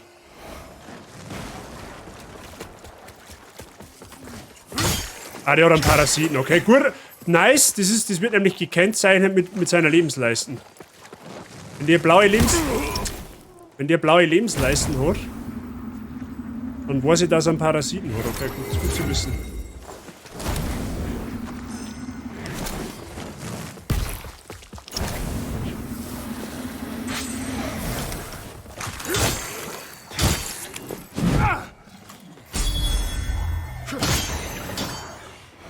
Okay. Gut, bis da habe ich die Merci für den Lurk. Ich hoffe, dir geht's gut. Was haben wir da? Das ist auf alle Fälle Stroh.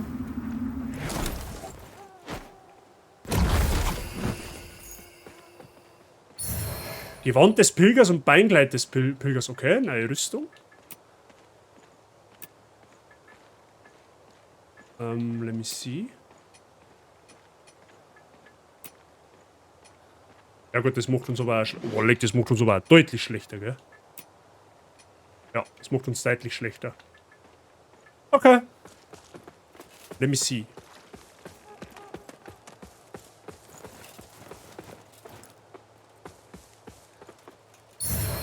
Munitionstasche und kleiner Mana-Stein. Munitionstasche? Ja, Leute, ich muss mir die Dinger ein wenig durchlesen, weil ich ja nicht weiß, was der Phase ist. Gesten. Hat dann die Tutorial-Texte noch mit drin? Ach, da ist Munitionstasche. Ein Beutel mit unterschiedlicher Munition. Unzählige Menschen sind seit der Invasion der Roga aus den verschiedensten Gründen nach Mornstedt gereist. Die Waffen und Ausrüstung derer, die gefallen sind, sind dort überall verstreut zu finden. Okay, das ist quasi ein Random-Item, was ich da kriege. Okay.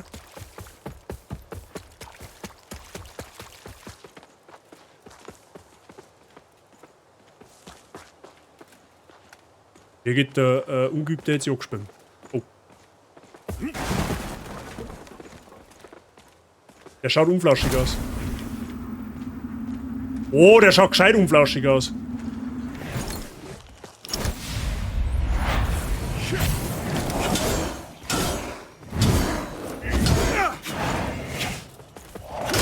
Alter, wie viel Leben hat denn der? Okay, ich glaube, den sollte man noch nicht machen.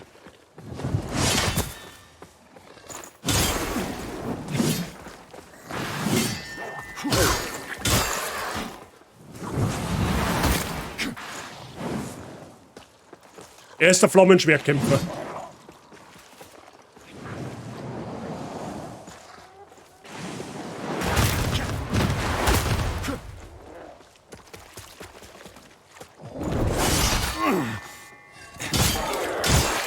Haben wir alle Angriffe blocken? Das sind sozusagen Minen, muss der da machen.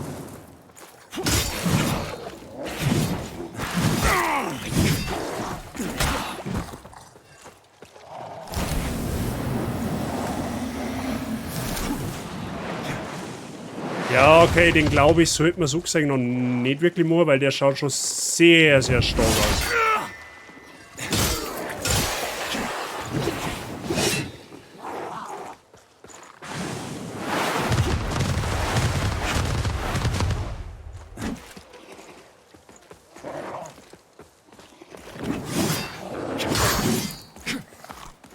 Okay. Easy! Ja, okay, gut. Hashtag mehr Dusel, wie verstanden, aber gut. Ich glaube, den hätte man noch nicht machen sollen. Und es gibt scheinbar also Statusveränderungen in dem Spiel. Also sprich sowas wie Verbrennung und Blutung, glaube ich, habe ich vorher gesehen, wo man da einen Morgenstein ins Gesicht gedrückt hat.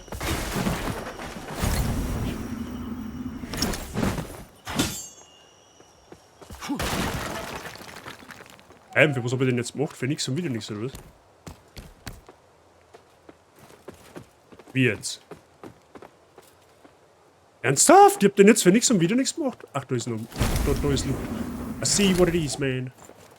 So, werfen wir mal einen Kieselstor.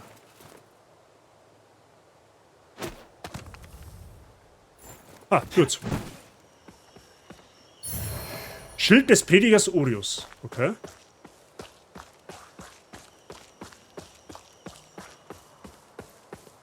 Ich bin halt jetzt nicht mehr so wirklich bei guter Gesundheit, ne? Oh.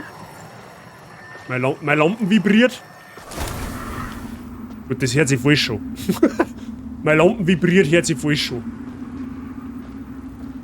Ach, da. Ach, da hätte ich zurückkehren können. Okay, ja gut.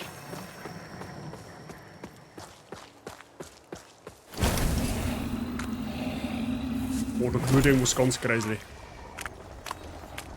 Hey, wo kommt's denn hierher?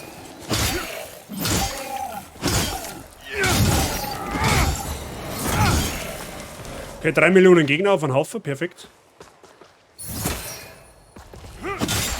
Zupfte. Los mit.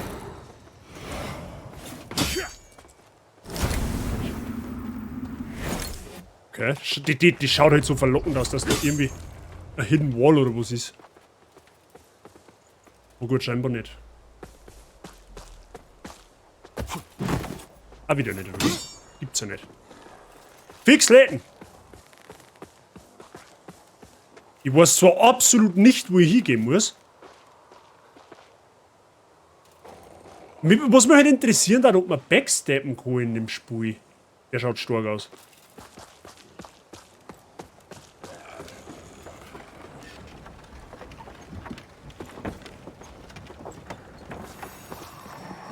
Oh, perfekt. Überreste von Marco der Axt. So, der haben wir mal Charakter aufwerten. Das muss ja jetzt einmal funktionieren, ne? Beziehungsweise sollte man halt vielleicht einmal anschauen, mit was unsere Waffen überhaupt skaliert. Ja, ich renne mit einer Waffe umeinander und weiß überhaupt nicht, was die hat. Die hat Skalierung auf Stärke. Sagt mal, Achtung, erklärbar für alle, die das nicht wissen. Die sich halt mit Skalierungen in Souls-Spielen nicht so auskennen.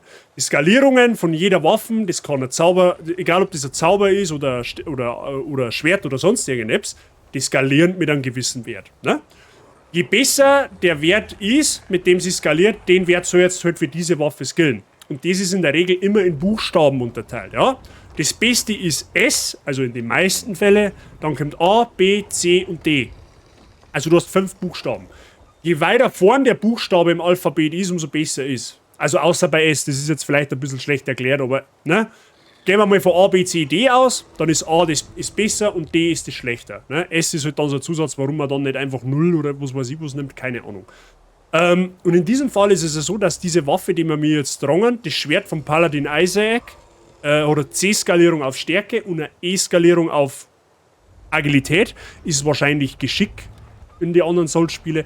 Deswegen skaliert diese Waffe ausschließlich mit, oder um bisschen mit Stärke. Also sprich, ist von Vorteil, wenn man Stärke skillt. Ne? Nur damit das einmal erklärt ist. So, jetzt ist aber die Frage, ich glaube, weil Schaden macht man aktuell wirklich gut, wie veränderten sie da die Werte? Gut, das rechts sagt jetzt ihr nicht.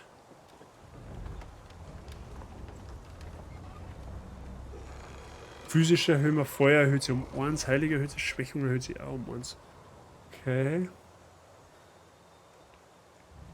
Widerstände erhöhen sie gar nicht. Bleibt gleich. Ich muss jetzt mal schauen, wo es erhöht.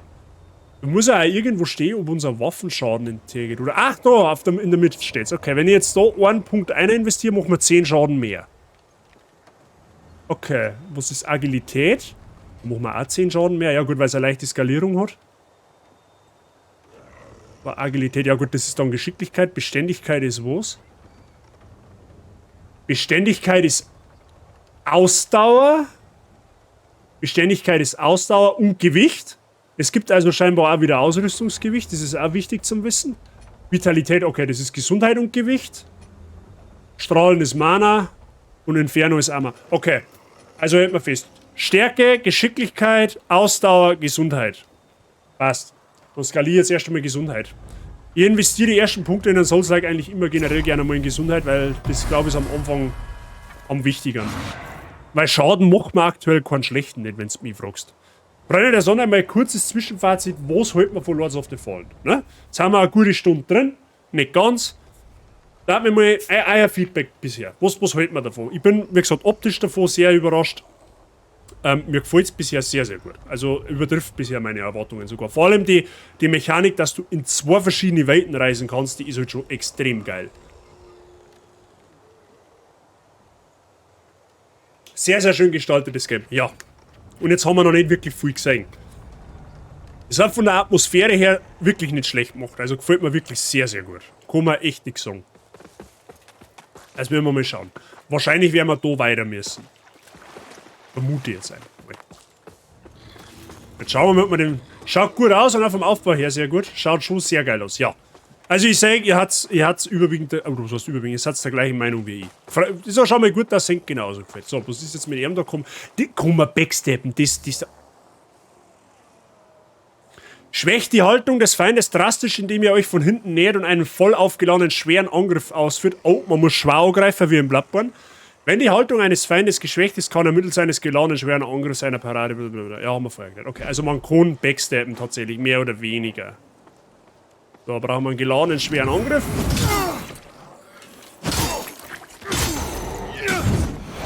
Ja, okay, das Prinzip habe ich verstanden. Unreife Beeren. Okay. Sollte man halt wahrscheinlich eher nicht essen. Gewaltig. Ja, die Idee mit den zwei Welten ist tatsächlich richtig gut. Hat's so tatsächlich noch nie in einem Souls-like-Game gegeben. Das ist neu. Das gibt's so bisher nicht. Und das ist, ohne Scheiß, gibt's dem einen Orden, dem das eingefallen ist. Oh, da brauchen wir Umbral. Okay.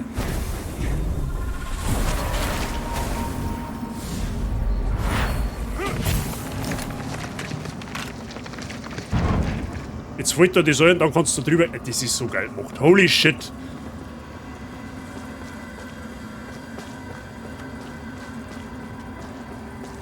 Vor allem, weil halt die Welt dann auch komplett anders ausschaut schon, gell?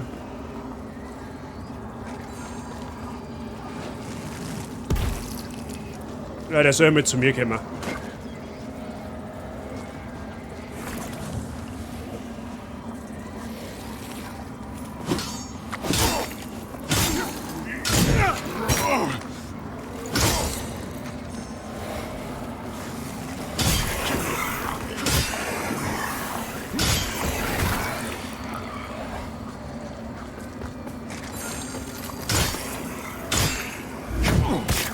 Fuck, in der Mauer geblieben.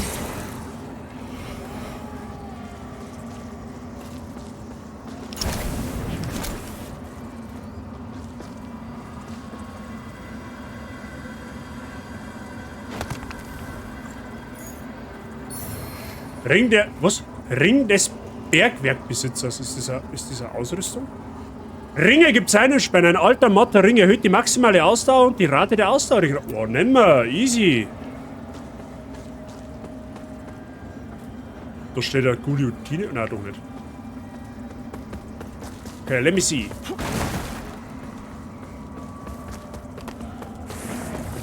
Oh, hi.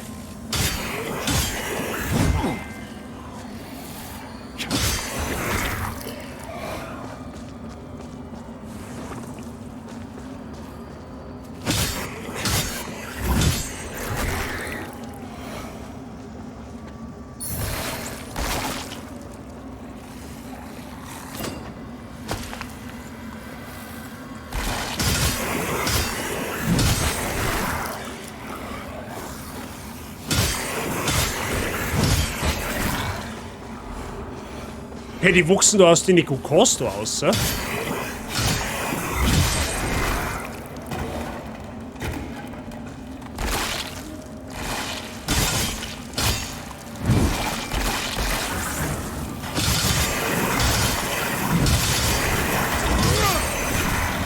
Pro-Gamer-Move in den Souls-like einfach in U-visieren.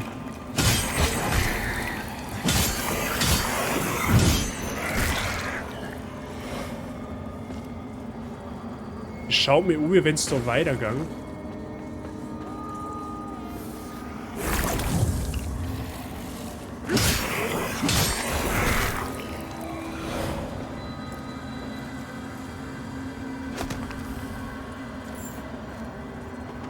Oder nicht? Kapuze des Pilgers und Bandagen des Pilgers.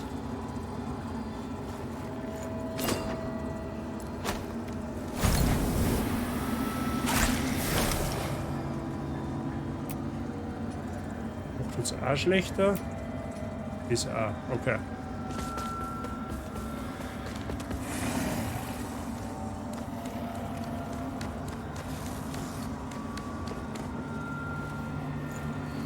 Okay, da gehen wir zurück. Okay, Fallschaden in dem Spiel ist definitiv ein Thema. Früher wärst du auf die anderen Seiten schauen, da haben wir ja gerade den Weg da freigeschaltet.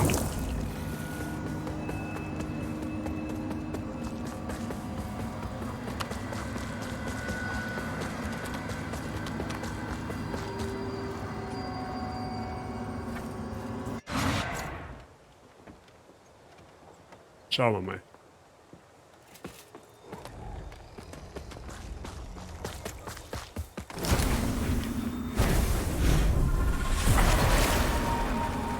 Ach, das bleibt dann auch nicht herunter, wenn wir geruht haben.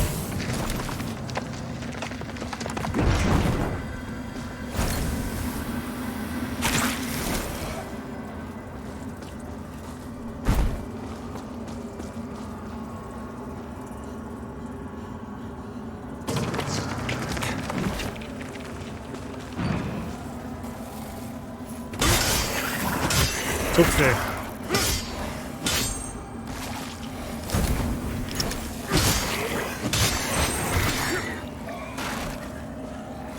Okay, da kann man, es kann man aber schon viel so gestalten daher, gell?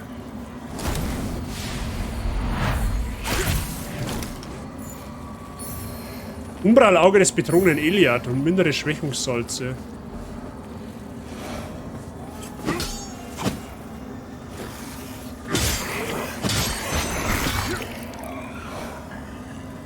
Okay, da geht's dann hinter zur weiter.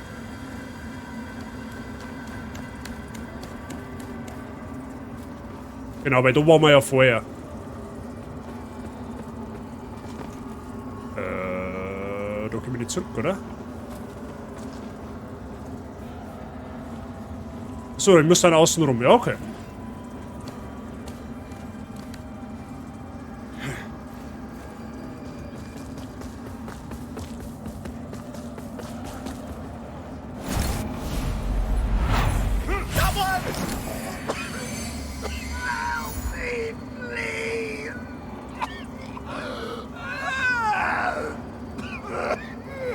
Okay.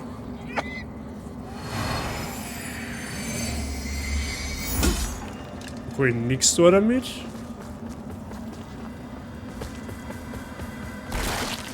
Ja, okay, aber wie komme ich jetzt zurück? Muss ich irgendwie zurückkommen?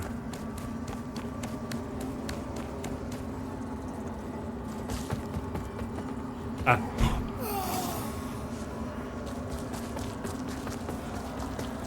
Miau. Jetzt ist ja so geil, weil du so schnell laufen kannst. Das bin ich gar nicht gewohnt. Muss ich mal schauen, ob ich noch mehr aufwerten kann.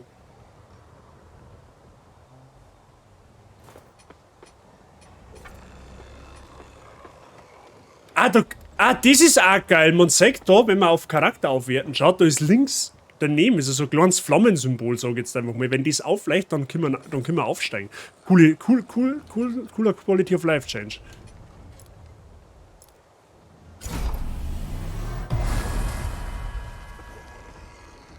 I like. Ja, okay, dann müssen wir da hinten weitergehen.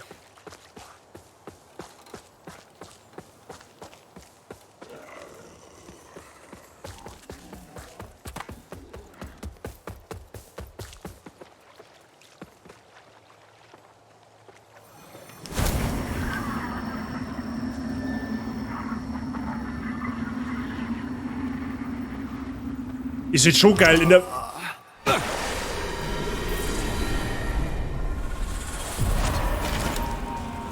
Okay, ich bin jetzt in der Welt der Lebenden, der Suffer, weil ich ins Reich der Toten geschaut habe. Okay, also es ist auch entscheidend, auf meine Umgebung zum Achten. Okay, ja gut. Ja, logisch, ne? Man muss sich erst einmal mit den ganzen Mechaniken so ein bisschen vertraut machen. Ist ja klar. Ist ja klar. Das bleibt einem dann quasi nicht aus. Also müssen wir auf alle Fälle in die Welt der Toten, wenn wir weiter wollen. Okay.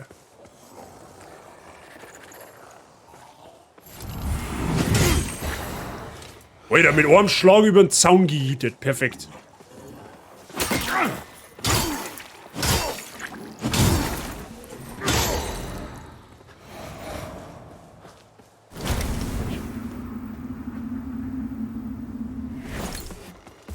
Okay.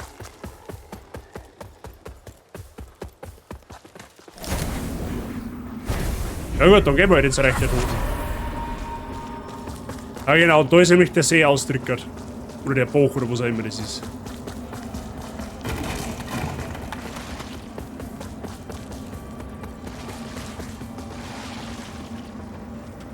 Okay, aber was... Ah, da ist die Leiter, genau.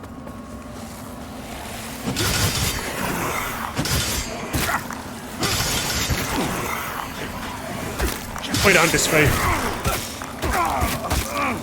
Au, chillt's.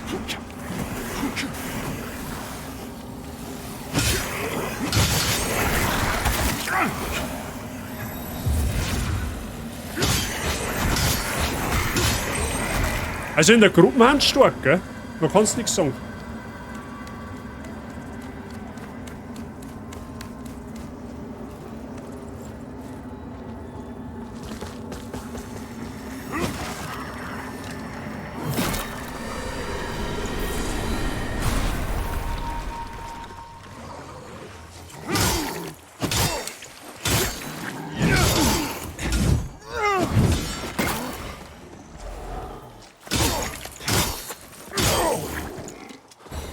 Ah, und jetzt habe ich da einen Shortcut, oder was? Nice Level Design.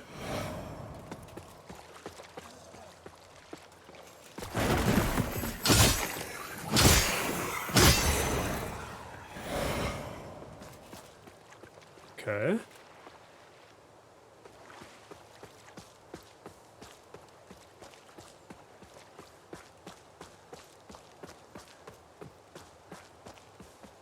Ah, immer schön Backtracking betreiben, damit man jetzt nicht überseckt. Sechst du das da? Ah, noch so weit.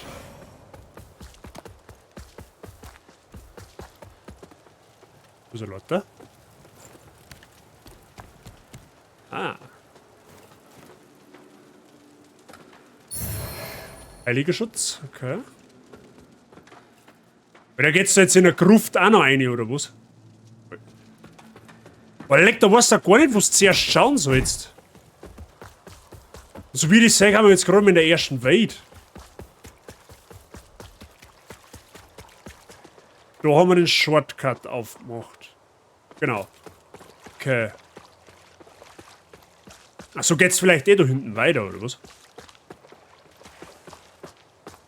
Schaut's mir aber auch so komisch an.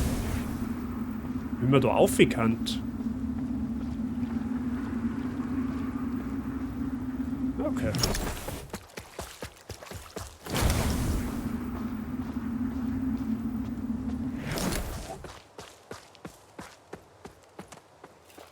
Oh, genau, da wo die Sackgasse, okay. Darum geht's da weiter, okay. Alles klar.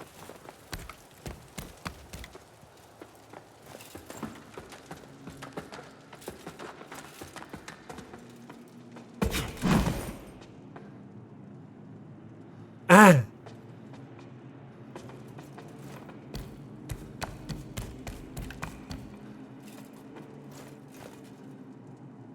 Okay. Achso, das ist da wieder aufverkauft. Okay, alles klar. Okay.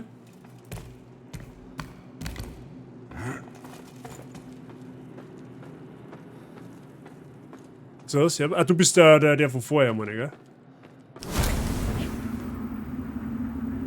Also, eine schöne Blumenwiese im Reich der Toten. Wo ist er, Leute?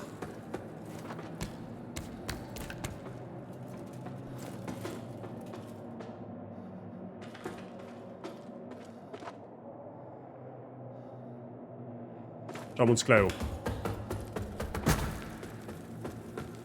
So, hallo? You carry the lamp long enough and you'll see history repeat.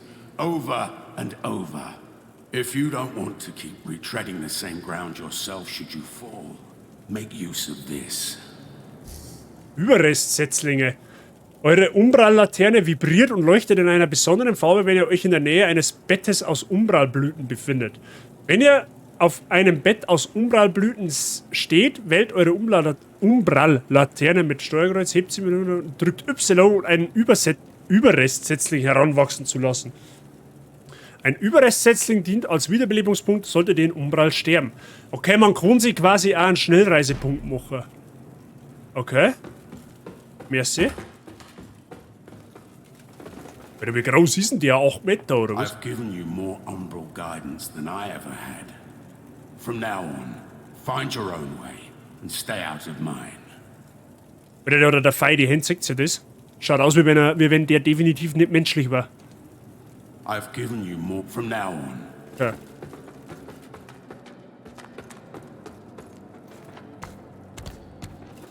Ja, gut, dann setzen wir jetzt einfach mal da. Mal zum Probieren.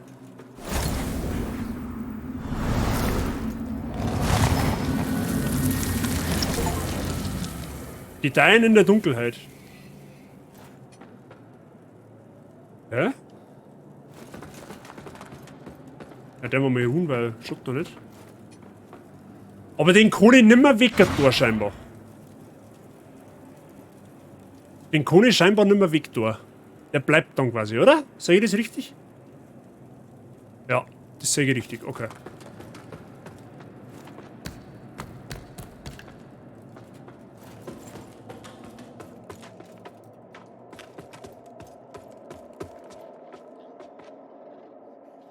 Alter, halt die Klappe, Alter, wie geil schaut denn das aus, bitte. Die 5 Fingern, was man da sagt, die kann da im Vorgängerspiel zum sein. Tatsächlich, das ist der Schöpfergott, der Adir oder wie der heißt. Leck mich am Sack, ist das Spiel geil gemacht worden. Von der Grafik her. Kann man wirklich nichts sagen. Gut, ich weiß zwar jetzt nicht, wie stark die Performance-Probleme noch bestehen im Vergleich zum Release, aber schimpfen kann ich da aktuell wirklich nicht, gell? So. Wir haben wieder ein Gebiet weiter, so wie ich das sage. Tolle Grafik, auf jeden Fall, Spotty. Wer? Was? Wo denn? Oh, da hinten kämpfen welche. Oh, Freunde, ich glaube, da kommt der erste Ingame-Boss. Ingame-Boss, der erste richtige Boss. Das schaut ganz massiv nach einem Bossareal aus da vorne.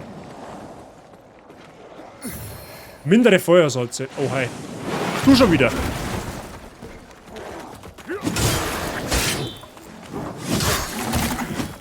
Was ist denn das für ein Viech?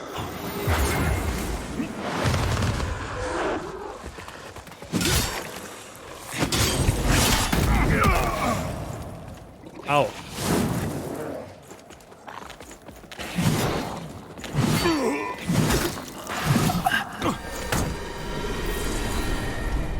Der haut rote Augen.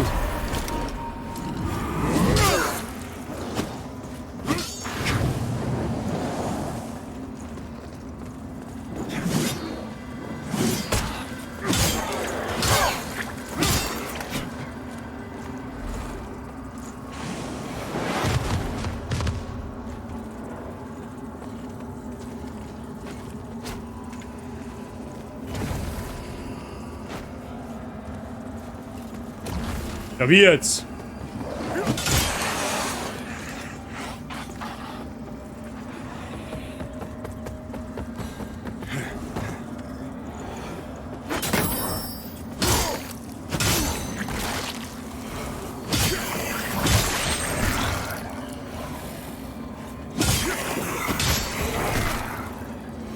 Muss ich mal da oben schauen?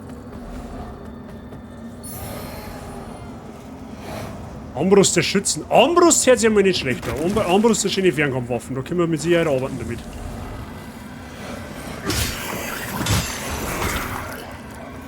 Jetzt erst einmal schauen, was da Herumphase ist. Das ist auf alle Fälle Loot.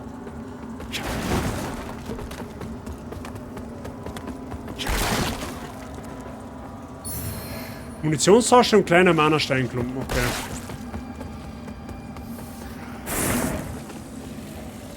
Was genau ist das jetzt? Was kein Mensch.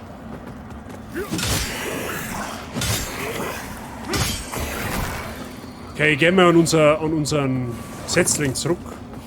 Ja, wir müssen da vorne weiter und da vorne ist wahrscheinlich ein Boss. Vermute ich mal, weil das Areal sehr, sehr groß ausschaut.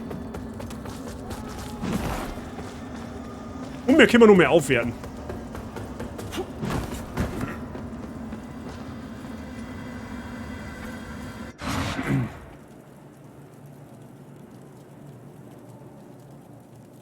So. Okay, jetzt einfach nochmal auf Vitalität, weil mehr Gesundheit immer mehr gut. Schaden verzichten wir jetzt erstmal. Okay. Ja gut, dann ich vermute mal, wir werden uns jetzt gleich mal den ersten Boss stellen. Das einzige, was halt mich wie gesagt noch beschäftigt, ist das Ding da. Das da. Heilige Quintessenz. Ein Relikt, das zur Aufwertung der Sanguinarix verwendet wird. Aber ich kann nichts da damit. Gut, das kann vielleicht sein, dass uns das noch klären wird. Das ist natürlich auch im Bereich des Möglichen, ne?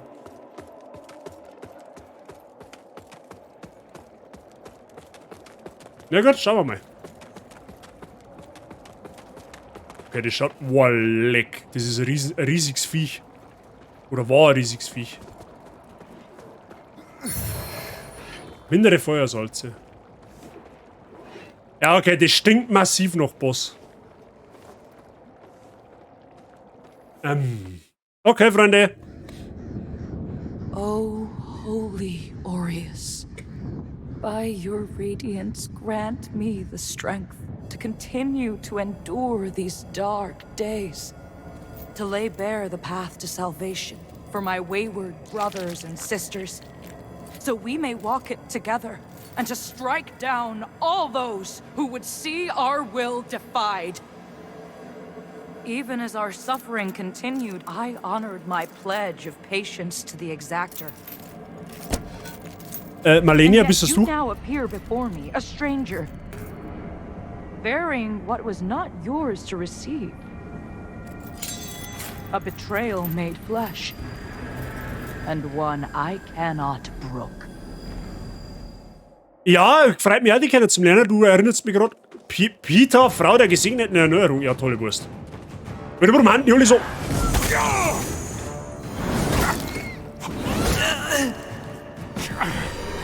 Okay, die hat mich einfach mal fast gewone-shottet.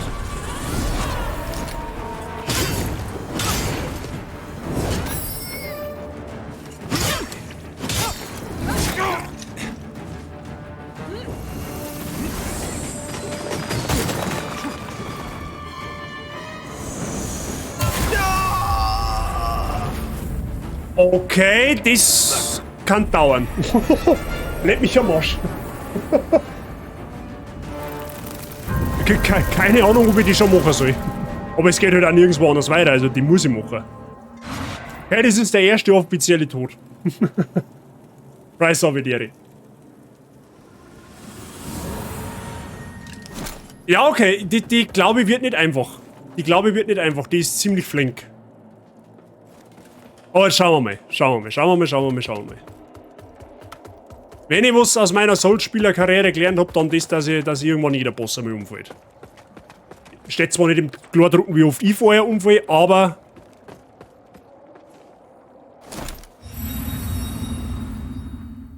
Ach, die Cutscene kommt immer, okay.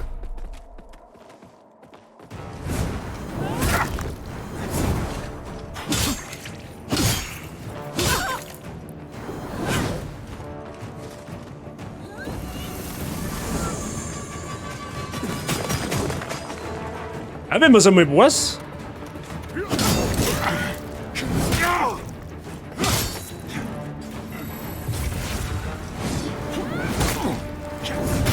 Okay, die haut halt auch so drecksverzögert zu.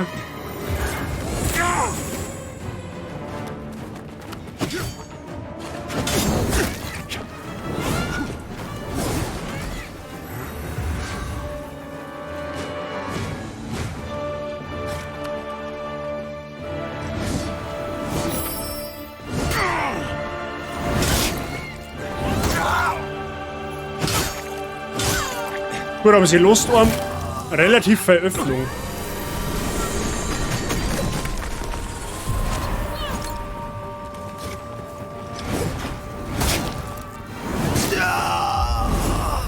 Okay. Der Boss hat's in sich. Ja, scheinbar. Also der ist Er macht sau viel Schaden. Die macht sau viel Schaden, die Alte. Die macht richtig viel Schaden. Regel Nummer 1 bei Bossfights, erstmal gnadenlos sterben, Regel Nummer 2 Patterns merken. Richtig. Das ist da durchaus eine richtige Aussage, was du drauf hast. Erstmal gnadenlos aufs Maul kriegen, vor allem wenn du den Boss noch nie gemacht hast. Das ist die Standardprozedur, da kriegst du erstmal gnadenlos auf die Fresse. Und irgendwann prägst du das halt ein, was der Gegner für Bewegung macht. Ja gut, okay. Die ist halt erstens einmal ziemlich... Die ist relativ flink. Und haut aber auf der anderen Seite relativ verzögert zu. Müssen wir mal schauen. Werden wir schon irgendwie hinkriegen.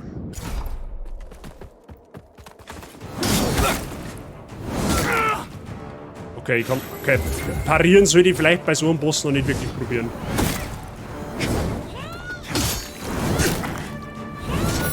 Sondern einfach nur normal blocken.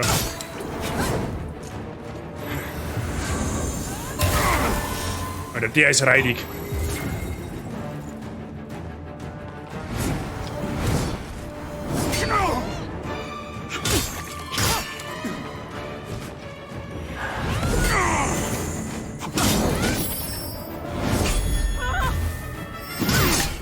Ah!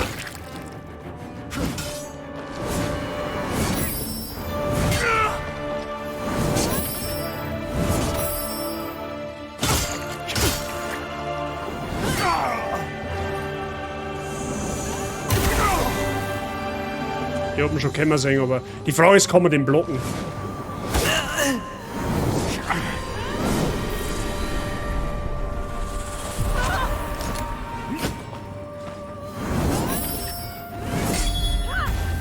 Die kommen ziemlich, die ist glaube ich darauf aus, dass man es parieren muss, die Alte. Alter, was, die macht vielleicht teilweise schon derben Schaden, gell? Was bitte?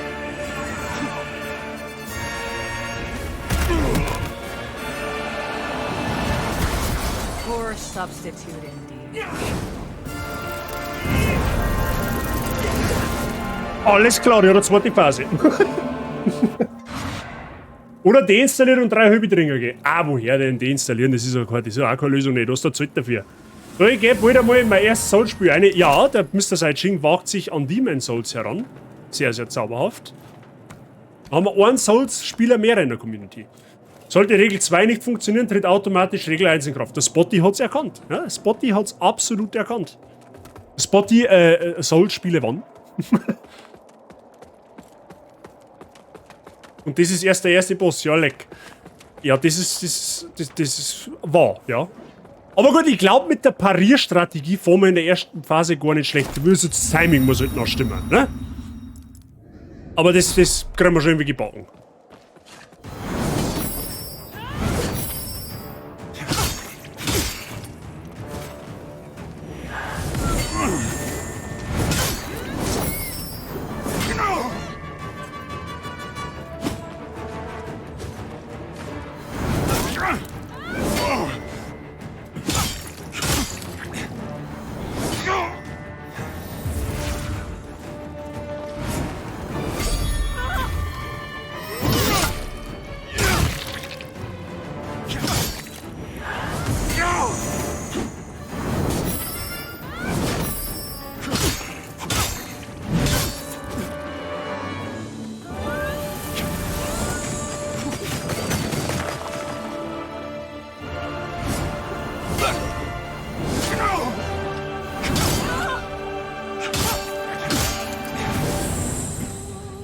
Hättet ihr jetzt einen Phasenwechsel oder was? Ja, doch. Ich hätte jetzt schon einen Phasenwechsel.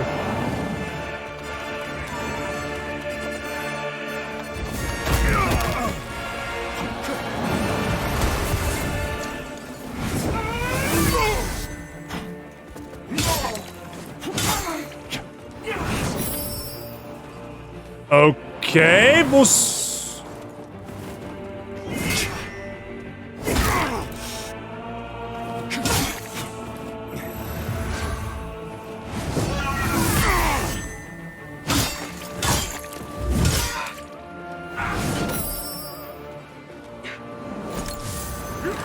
Was ist das?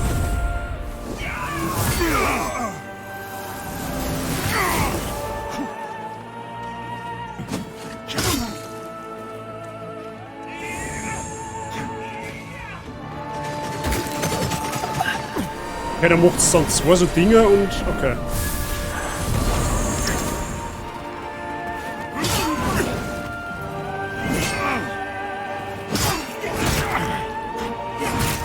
Ja gut, parieren ist... Parieren hat halt aber auch... Okay, ich sag schon, parieren hat aber auch ganz gewaltige Querseiten von der Medaille. Beziehungsweise blocken an und für sich. Wenn du nämlich blockst, geht ja meine Gesundheit kaputt. Und wenn sie mich dann einmal trifft, ist die komplette Gesundheit weg. Das ist natürlich ein Trade, aber war an und für sich jetzt gar kein schlechter Versuch nicht. Die Reichweiten von ihrer Waffen ist halt auch pervers. Ja, die reicht halt ungefähr gefühlt über die ganze Map. Das stimmt schon. Da müssen wir jetzt erst einmal rausfinden. Ne? Das sind jetzt die ganzen Mechaniken in dem Spiel, wo man erst mal rausfinden muss, was macht Sinn und was macht nicht Sinn. Blocken ist eher semi-optimal. Parieren hingegen kann der Lösung sein. Aber du musst halt das Timing haben. Ne? Aber Blocken ist eher semi-optimal, weil da so viel Haltungsschaden zusammenkommt. Und du kannst es nicht vermeiden, also zumindest ich jetzt am Anfang, ich kann es nicht vermeiden, nicht getroffen zu werden. Das ist gegen normale Gegner, die wo so in der Map rumrennen, ist das fein. Gegen Bosse ist Blocken eher nur im äußersten Notfall zum Empfehlen. Also, ne, muss ich jetzt so auf die ersten Minuten sagen kann.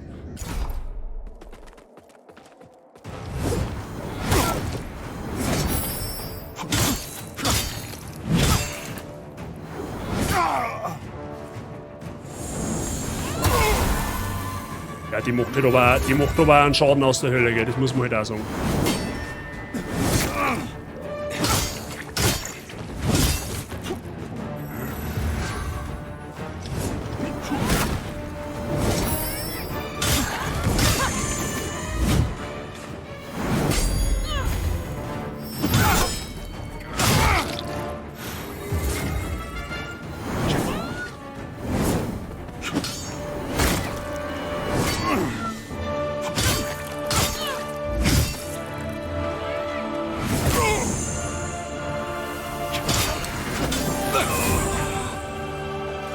Ich glaube auch, dass Ausweichen, wie der Verb sagt, besser ist. Okay, da fliegt es nicht mal in meine Richtung.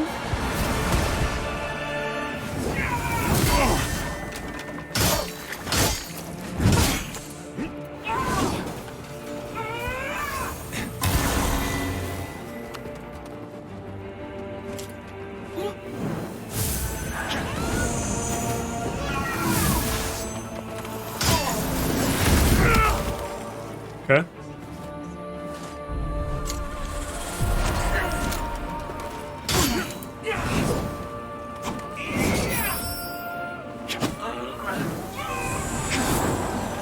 Okay, das war Grab.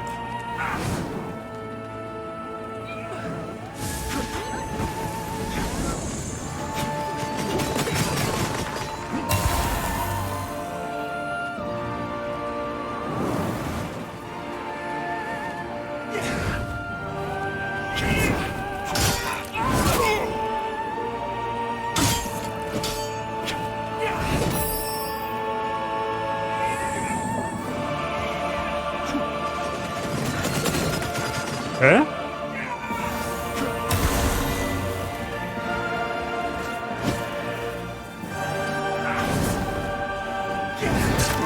Oh, jetzt wird nur erwischt. Ja, okay, aber ich glaub, Ausweicher ist wirklich besser. Auf dem langen Atem ist Ausweicher wirklich besser. Es sei denn, du kannst einen Schlag wirklich dann, wenn du nicht mehr wegkommst. Also, wie ich gesagt habe, ich glaube, dass Blocken nur ein letzter Atemzug-Move ist. Also, dass, wenn du merkst, du kommst da definitiv nicht weg, dann einfach versuchen zum Blocken. Im Idealfall natürlich, wenn du den Angriff drin hast, einfach parieren, damit du eventuell Haltungsschaden kriegst, also bei der Gegnerin. Aber an sich, glaube ich, ist beim Boss Ausweicher definitiv besser. Und Ausweicher im Sinne von, da reicht der kleine Schritt. Also ich habe jetzt so weit gemacht, man muss zweimal auf Roll, also quasi zweimal die Ausweichtaste drücken, damit du so eine Rolle machst. Aber es reicht da quasi, ja gut, okay, den meine ich nicht, es reicht da quasi mehr oder weniger so ein kleiner Ausweichschritt so im Endeffekt.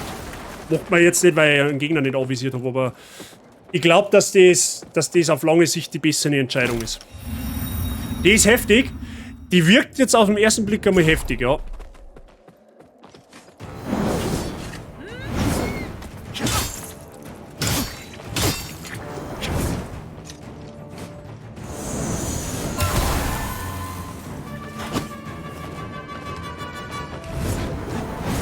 Ja, das war jetzt dumm.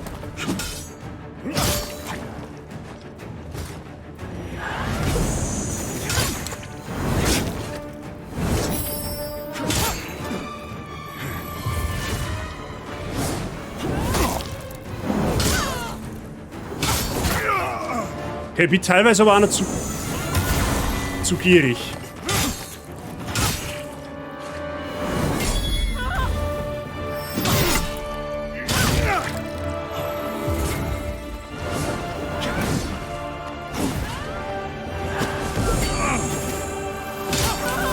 So, das habe ich jetzt gemeint, da kommst du auf keinen Fall mehr weg.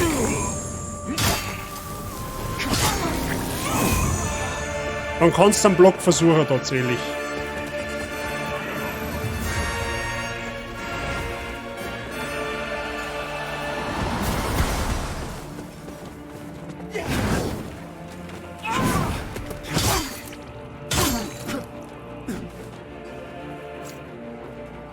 Jetzt schauen wir mal.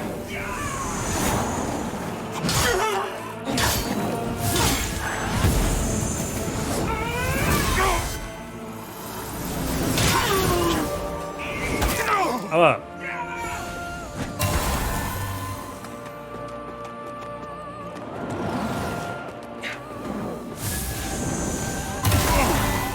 okay, der war nein, den habe ich nicht kennt.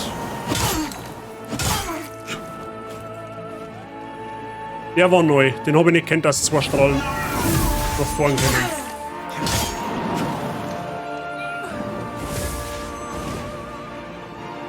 Was ist das?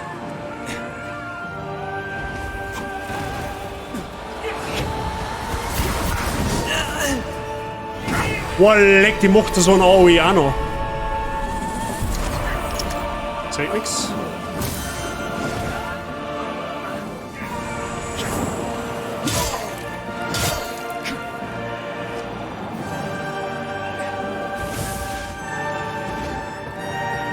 Okay, die fliegen links und rechts, oder wie? Ah, das ist mies. Du musst dich auf drei gleichzeitig konzentrieren.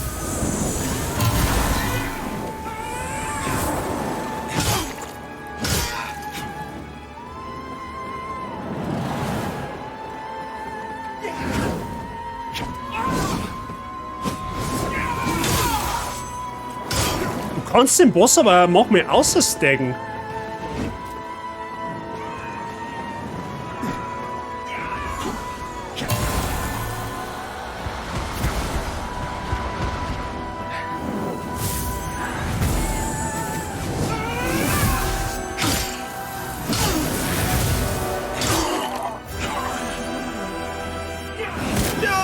Schade. War aber ein guter Try. Hätten wir es fast gehabt. Poor substitute. Aber das wirkt gerade auf mich so, wie wenn du quasi, die hat, also ihre erste Phase, wo sie keine Flügel hat, so im Endeffekt. Und dann, wenn sie ihre Flügel kriegt, hat sie so eine kleine also quasi schon eine zweite Phase. Aber in der zweiten Phase, wenn du so auf das letzte Drittel von ihrer Lebensleistung kommst, hat die in der zweiten Phase nochmal eine andere, also quasi eine zusätzliche Phase, da wo es dann ihre ganzen Phantome da spammt. So, ich hau mich auf die Couch und nimm die mit auf den TV. Cartman, viel Spaß auf der Couch und merci dir fürs Mitzahlen. Jetzt schauen wir mal. Aber es war jetzt ein guter Versuch. Es war ein guter Versuch. Wir kommen schon langsam dahin, wo wir hinwollen. Das auf alle Fälle. Ich meine, Kim, der erste Stream, da muss schon sein, dass man einen Boss zusammenhaut, oder? Geht ja gar nicht anders. Kriegen wir ihn schon irgendwie. Ha?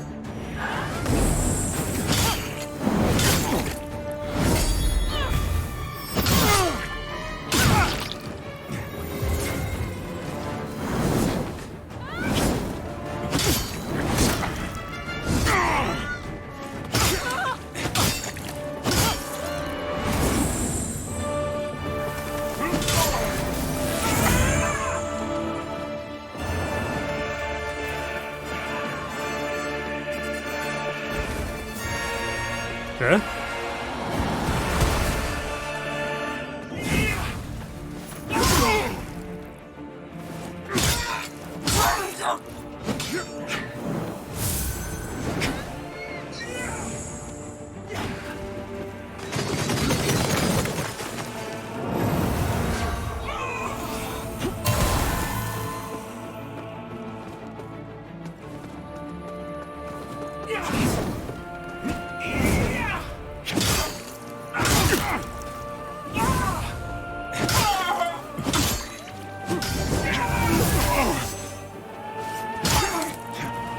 Musst du ein bisschen ein wenig mehr aufs Ausdauermanagement aufschauen.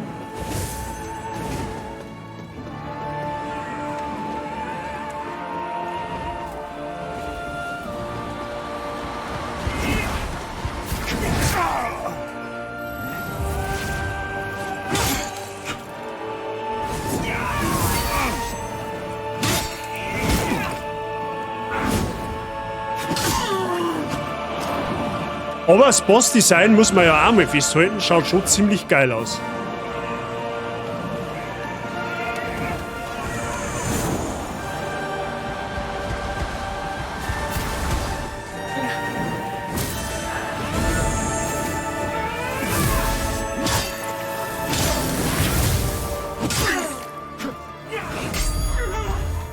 Perfekt.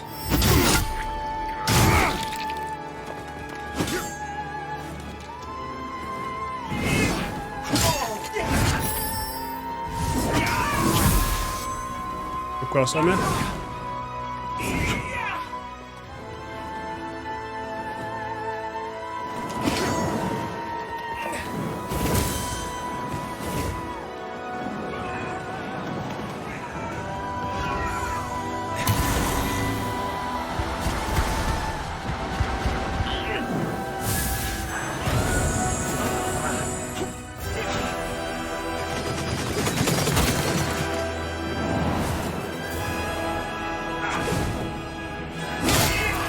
Okay.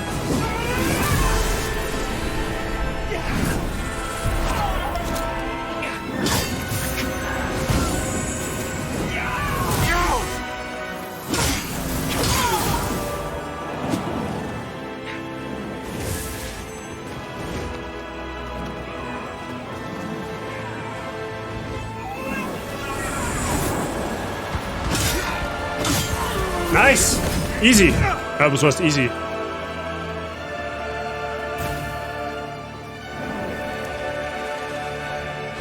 Okay, erster Boss.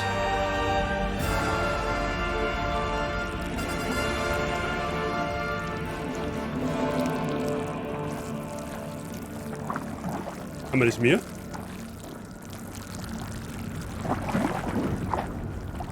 Okay, die schaut aber ein komisch aus.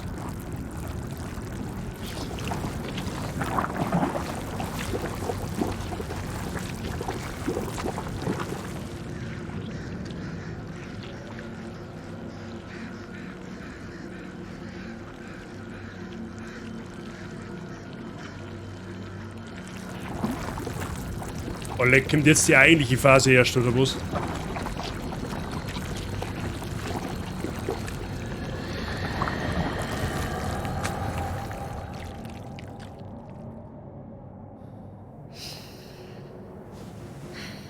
Oh, noch nicht zu früh gefreut, ich glaube, da kommt noch was.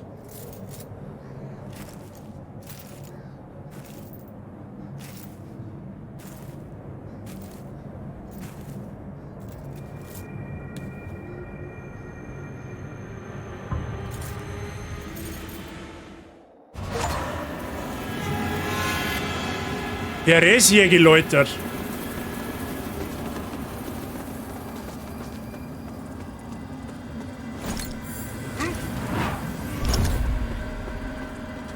Okay, was haben wir da? Musik ist absolut am Point. Definitiv. Richtig gut Sounddesign. Brothers and sisters, you honor us and all who came before you with your sacrifices. While I wish they were unnecessary, my wishes will not ease your suffering, but I pray my sorcery does.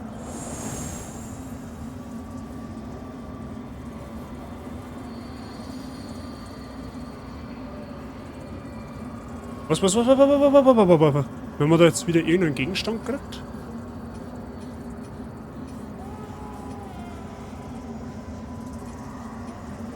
Oh, das da. Eine goldene Anstecknadel verbessert euer Strahlen, um mehr Einsicht zu gelangen. Ich verstehe die Frage nicht. Abgezogene Haut. Ein Stück Haut von Samuel, einem ehemaligen dunklen Kreuzritter und Bruder von Paladin Isaac, der wegen Verletzung seiner Pflichten hingerichtet wurde. Ja gut, ich verstehe halt noch nicht so ganz, was wir mit den ganzen Items tun müssen. Aber das werden wir, denke ich mal, irgendwann nur rausfinden.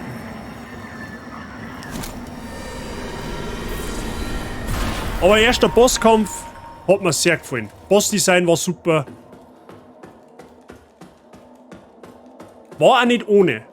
Also sie war jetzt nicht... Oh, das ist Kiste. Heiligen. Okay. Was ist das? Segnet den Boden mit einem heiligen Siegel, das alle Verbündeten, die es betreten, heilt und vor ihrem Status... Okay, das ist quasi... Das ist ein Magieangriff quasi, okay?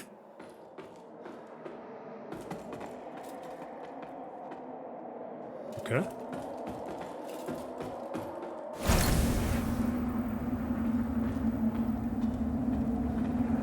Im Reich der Toten ist da eine Leiter. Zumindest bis da oben hin.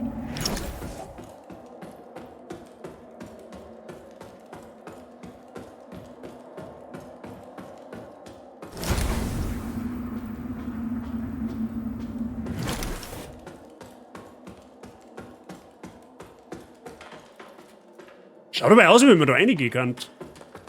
Oh.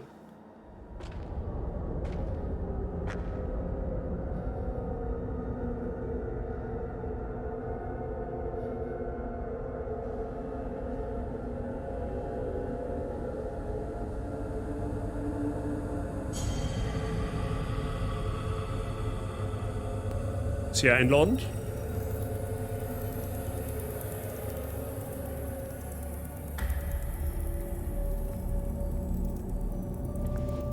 Ah, er wieder. Welcome, Dark Crusader.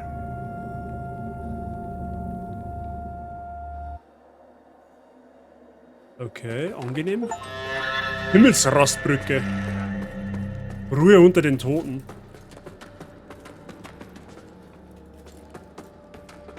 Schaut aus, wie wenn es unser Hut war. Kann von dieser Seite nicht geöffnet werden, okay?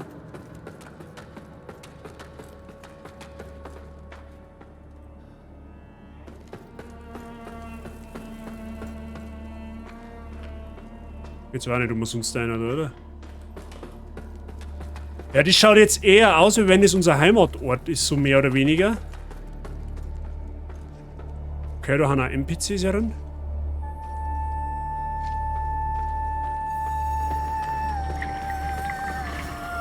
Überreste von Ettrück. Ja, den wir mal aufwerten. Das sind 2 Aufstiege, gehen wir einmal in Stärke und einmal in Vitalität, da die fast sagen. Ja, der Ausdauer schaut uns aber auch nicht. Ein bisschen Ausdauer schaut uns auch nicht. Also das Spiel hat Dungeon Design studiert, ich bin schwer beeindruckt. Es schaut halt schon richtig stimmig aus, so ist sie, definitiv. Es schaut halt schon richtig stimmig aus. Dann kommt halt noch das Sounddesign dazu. Also bisher, ich kann jetzt eigentlich bisher nichts Negatives über das Spiel sagen. Ja, natürlich, das eine oder andere, der eine oder andere kleine Grafikfehler ist noch drin. Brauchen wir nicht diskutieren drüber. Aber was ich so bisher von dem Spiel gekriegt habe, holy shit, habe ich so nicht kommen sehen. Sag dir ganz ehrlich, was es ist.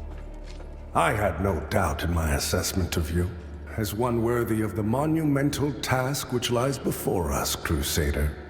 My name is Dunmire, and I am an exactor of the Dark Crusaders, the holy order of which you are now an honored member. The Church of Orien Radiance has assigned to me the duty of purging Mornstead of its Rogar blight, and ensuring the ancient tyrant Adir knows no liberation from his enduring imprisonment.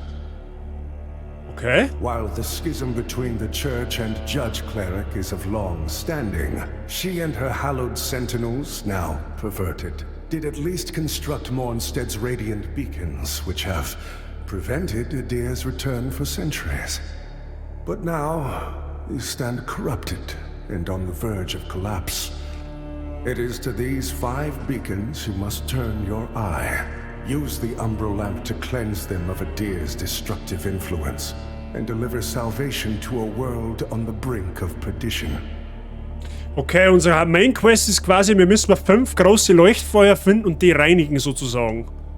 Rogar and Hallowed Sentinel alike will offer you no quarter, so remember, though Orius' mercy is without limit, yours should not be. Er ist ein Händler. You serve a higher purpose, Crusader. Okay, was haben wir da? Neophytendolch, Axt des Reinigers, Hammer eines Predigers Orius, Katalyst eines Predigers Orius, strahlende Fackel, eine Strahlenfackel, die Schaden gegen Feinde unmittelbar vor euch verursacht. Und heilende Strahlen, heilt euch durch Strahlen, okay? Da hat außerdem noch Rüstung. Das ist natürlich saugeil, dass du da vorher schon sagst, bevor du kaufst, wie es deine Werte verändert. Schutzspiegel, ein Spiegel, der bösartige Energie reflektiert, schützt vorübergehend vor dem Blutritual. Strahlende Waffe, hebt eure Waffe und stärkt sie mit Strahlen, okay? Da können wir einen Heiligschaden draus machen.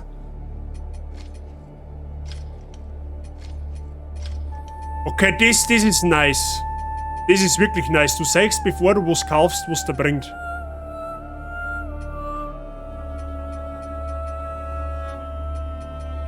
Okay. To strive in darkness, Rogar and Hallowed the Orius. Haben wir uns gerade gelesen, okay. Ja, aber das ist ja mal auf hohem Niveau, die haben schon wirklich abgeliefert mit dem Spiel. Bisher auf jeden Fall. Bisher auf jeden Fall. Ja, wie wirklich, ohne Scheiße, ich bin echt gespannt, was da noch kommt.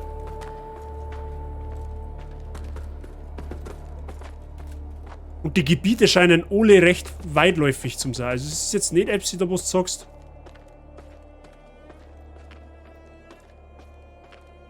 Ja, okay, da können wir es nochmal richtig... Wir müssen aber doch da vorne irgendwo gelaufen sein, oder? Also da kannst du halt absolut nicht jammern. Ich bin mir jetzt nicht sicher, ob dieser Easter Egg ist.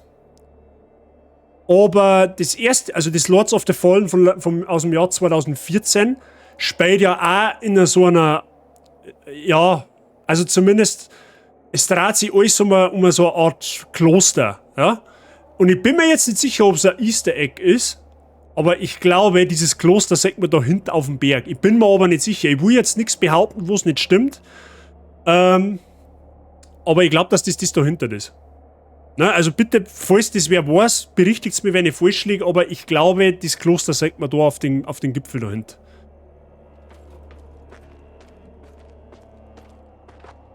Ha! That's it, isn't it? Oh, the Lamp of Immortality.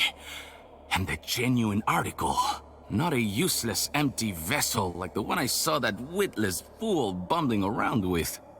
I've learned a little since coming to Mornstead about that lamp and the awful mission to which it's attached. I hope you recognize that frightful burden for what it is. In truth, what's been done to you is downright cruel. Ja, toll, super Of schön. course, some people are born into roles of tremendous responsibility. My name is Andreas of Ebb, esteemed scion of nobility, but far more than that, descendant of the great ruler Antanas himself. Antanas? As proven by my family's book of lineage, for one. That's right. Through my veins flows the blood of the legendary hero who defied Adir and the Rogar and saved the whole world, only to be betrayed and murdered by a common criminal. Der Antanas ist quasi mehr oder weniger die Leitfigur aus dem ersten Spiel. Das ist irgendein Heiliger, ein hoher Heiliger in dem Spiel.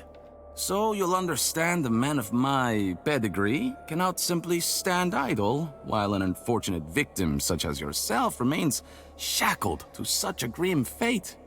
Give me the lamp, and let me shoulder your burden, friend. What say you? No? Ja, natürlich It nicht. saddens me to see you bring such agony down upon your own head. I hope you see sense and reconsider. Na, zum Beispiel das Spiel gut. Das mag ich nicht. Okay, schauen wir mal. Ich muss natürlich jetzt mal schauen, weil das Kind natürlich alles die Händler sind. Und ich will mir natürlich da ein wenig einen Überblick verschaffen, was wer tut.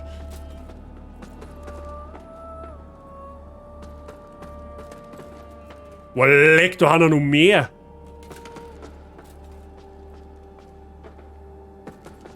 Was zur Hölle? Wie groß ist denn die Kathedrale, bitte?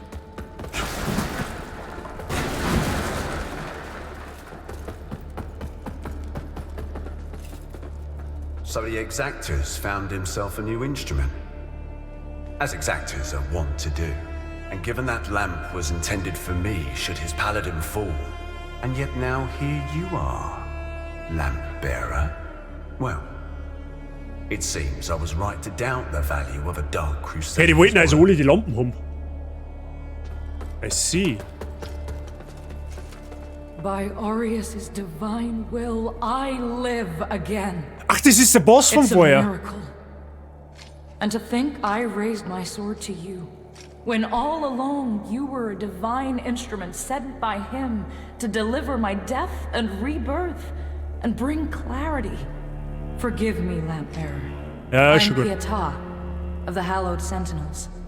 And as Aureus sustains me, so too will I sustain you. Whether by making manifest your potential or through my healing blood, contained within the sanguinarics you carry. Should you find any saintly quintessences, bring them to me, and they can bolster the power of my blood further still.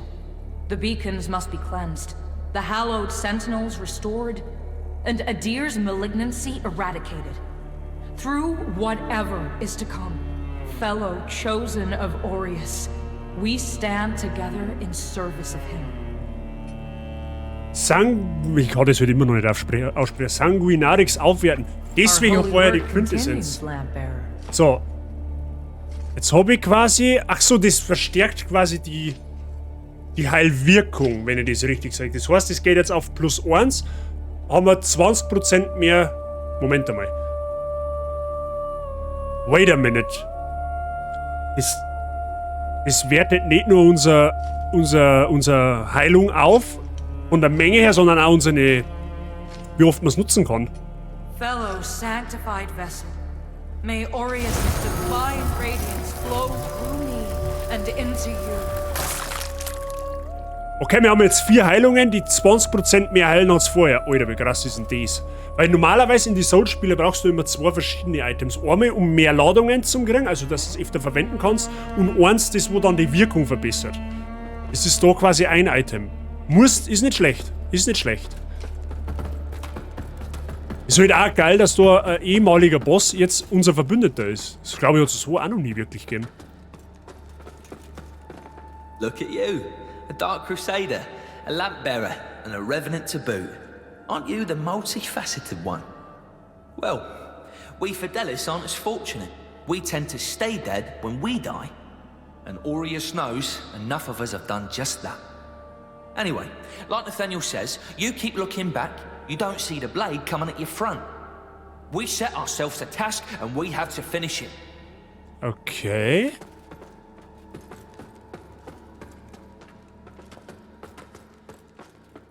Ah, du hast Hängematten, sehr gut, da können wir uns einmal ausruhen, wenn es wirklich pressiert.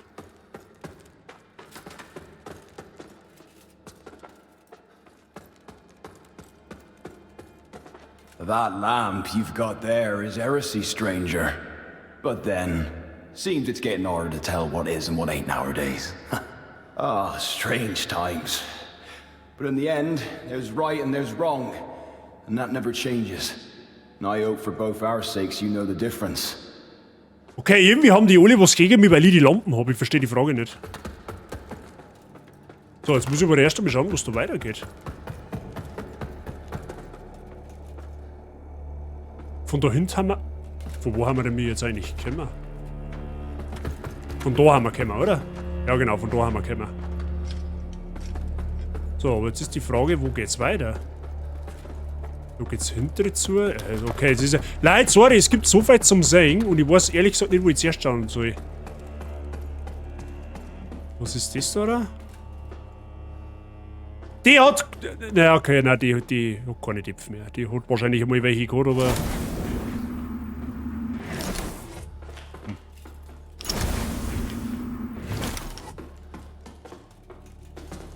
Okay.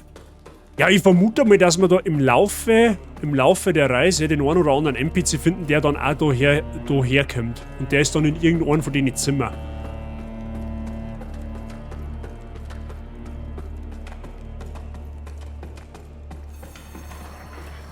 Okay, meine Lampen vibriert wieder.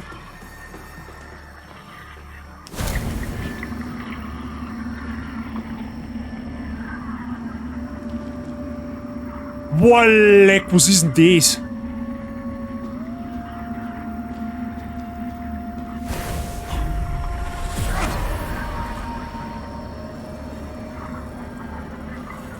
Okay, das scheint freundlich zu sein.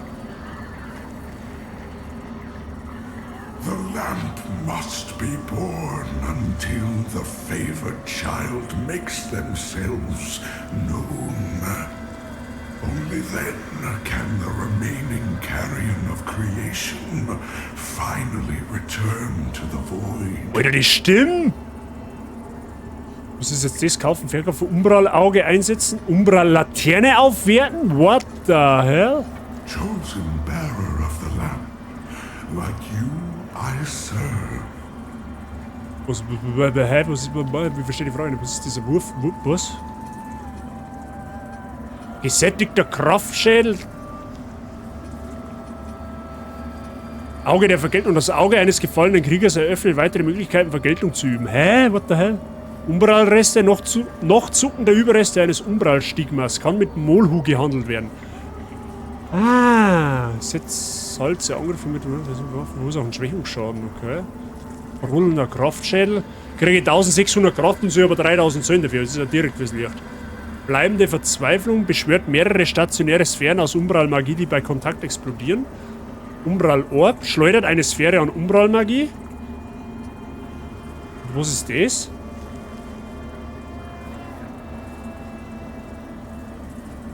Okay. Keine Ahnung. Until her embrace. Umbral-Augen. du kannst deine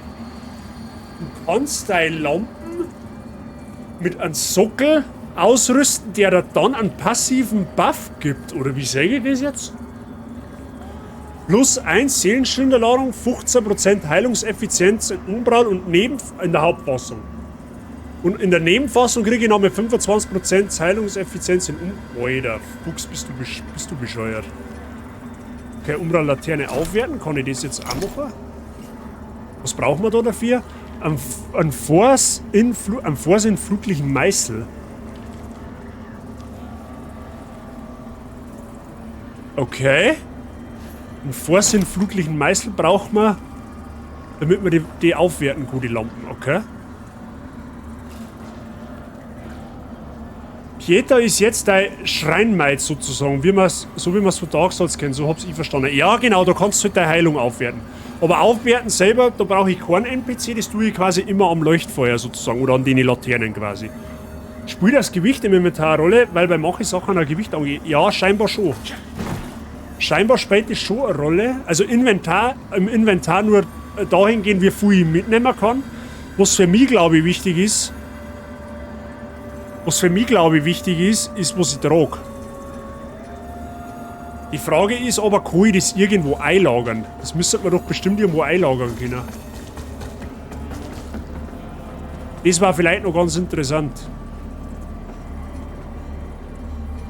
Rogar and Glorious Mercy. Ich bin mir jetzt nicht sicher.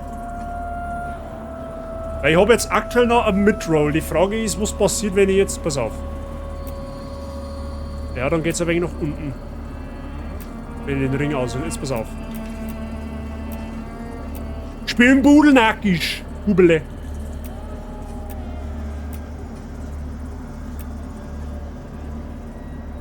Ja gut, wir haben ja sowieso Midroll, so und anders. Da können wir eh nicht drum rum.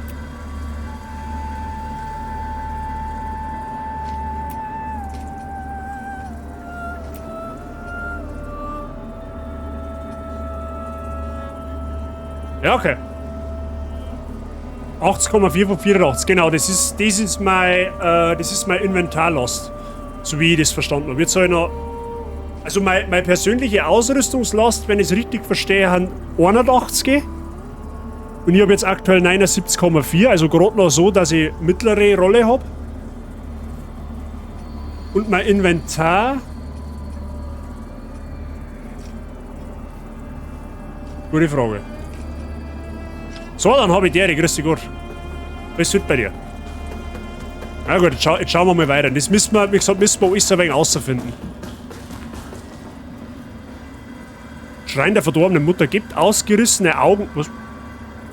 Ich soll was da?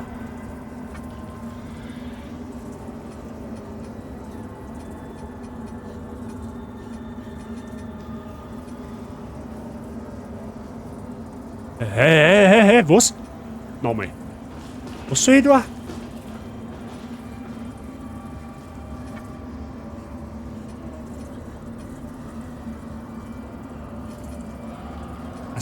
Ach so, ich brauch...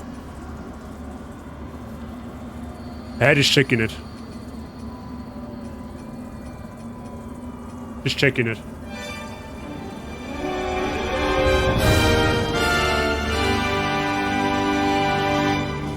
YBO, hab ich dir. Merci dir für deinen Raid. Wie war dein Streamerino? Und grüß euch. Ah, hi Wifi. Na, ein bisschen groggy halt, aber sonst gut. Oh, bist aber hoffentlich jetzt nicht krank. Aber schön, dass du einer schaust. YBO, alles fit bei dir. Danke dir, sei. Leute beim YBO mal vorbeischauen. Absoluter Technik-Spezialist. Und macht viel Point-and-Click. Also gerne mal draufschauen. Und Herzal da lassen. Ich hab die Leute psychisch fertig gemacht, glaube ich. Warum das? Was hast du überhaupt gespielt?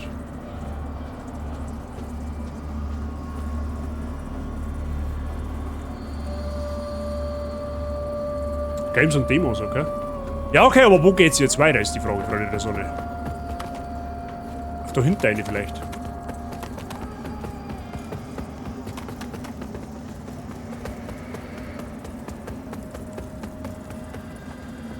Ja, da schaut's aus, wie wenn es da weitergegangen. Lorelei? Okay, das kenne ich gar nicht. Alte Mohnstedt-Pike, okay. Okay, wir müssen als nächstes auf alle Fälle unser Ausrüstungs... Oh, Walleck!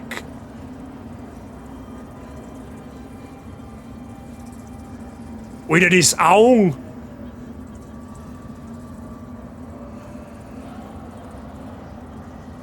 Ja, okay, willkommen zurück im Horror-Oktober.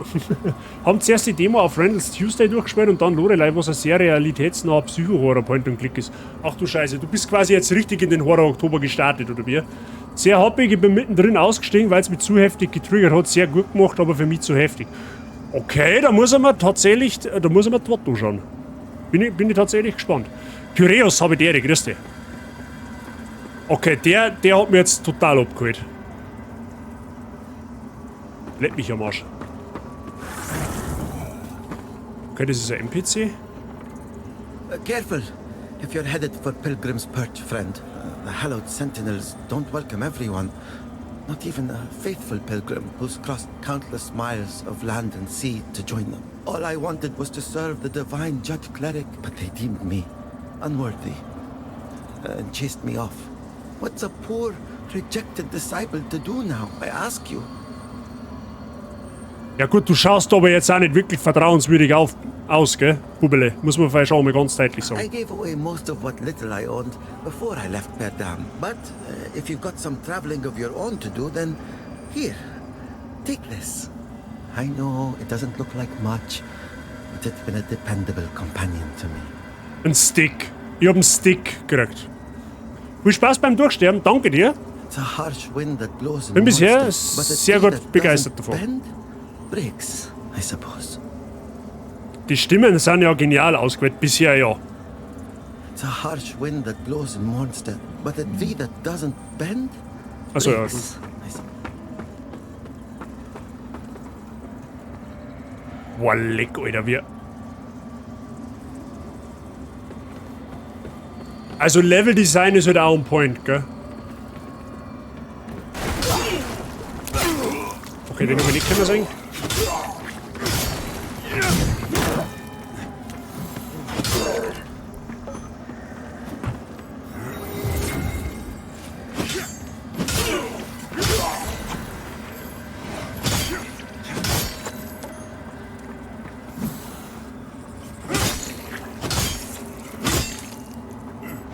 Stirb! Ah ja gut, da unten tust mir nichts mehr.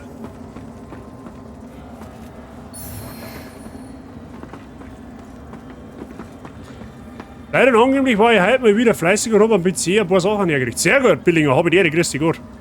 Sagt er jetzt noch? Ja. Ich habe jetzt gerade festgestellt, die Gegner halten verdammt viel aus. Ich bin mir nicht sicher, ob wir mir das auch so werden.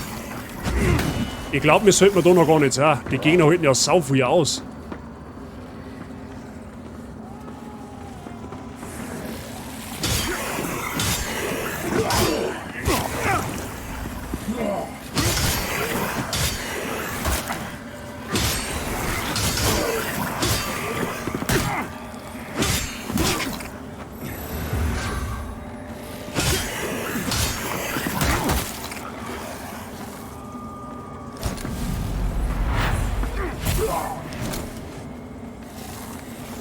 Ja toll, jetzt ploppt man mitten im Battle eine Meldung von meiner Firewall auf. Möchtest du mich verarschen? Ich kann sie wegdrücken.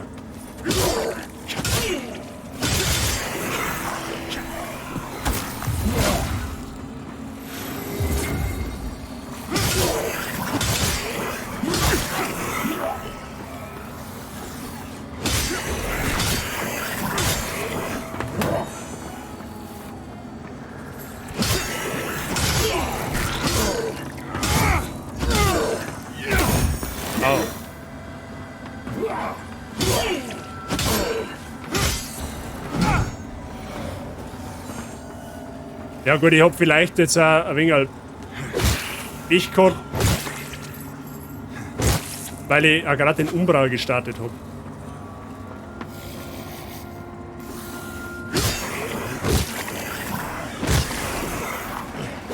Einfach Hobby treten. Oh, jetzt halt. Haben die blaues Blut? Lauter Adlige? Ja, offensichtlich. Ja, das ist... Wisst ihr was, das machen wir jetzt ganz anders. Das ist blöd, wenn jetzt da ein Umbral umeinander rennt.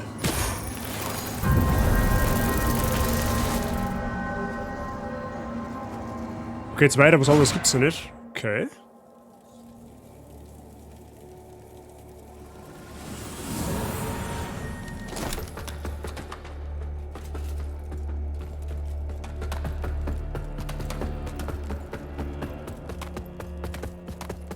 So, machen wir es einmal so.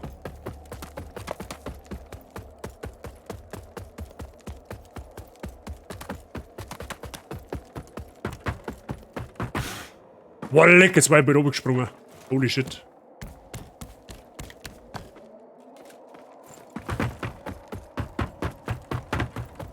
Jetzt schauen wir noch mal. Aber die Gegner halten schon gut was aus, da muss man schon sagen. Aber wir werden uns die Kanten da mal ein bisschen zunutze machen. Wir werden es einfach alle gnadenlos, like 300, über die Klippe treten. Aber.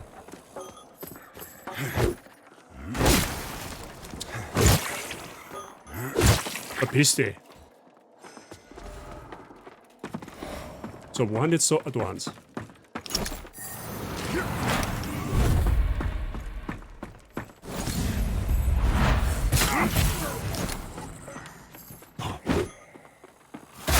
Na geh.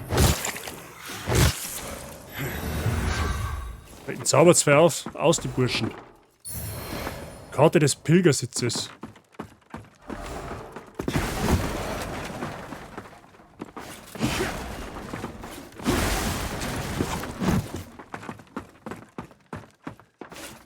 Ja, erst damit die Einrichtung kaputt machen.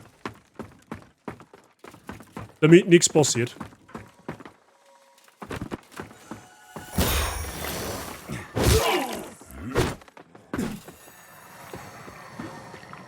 Ja, da steht er. Findest du lustig, gell? Zupf dich! Oh, der ist gut weiter. Das gefällt mir einfach, mein Gegner über Banden treten. Okay, meine Lampen vibriert. Aber mal abfahren. Erst einmal Gegner da klären, damit nichts passiert. Ach, der steht jetzt da drin. Ja, du bist gut aufgekommen. Aber da gibt's Loot da drinnen.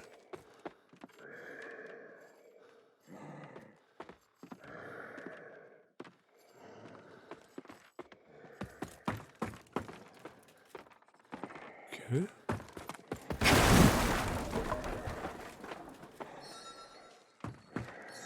Warte mal, wie viel holzen ihr jetzt aus letztendlich? Eine Menge.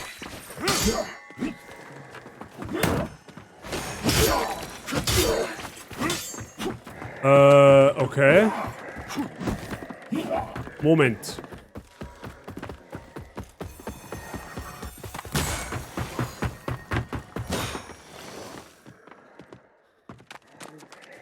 Das machen wir ganz einfach. Die locken wir einfach alle da auf und dann treten wir es über Banden runter. Weil, ich meine, gut, die haben zwei Gesundheit. Die wenn zu dritt, zu viert auf mich zukommen, dann wird schon happig. Ja, ja, Freunde der Sonne, da dürft schon herkommen.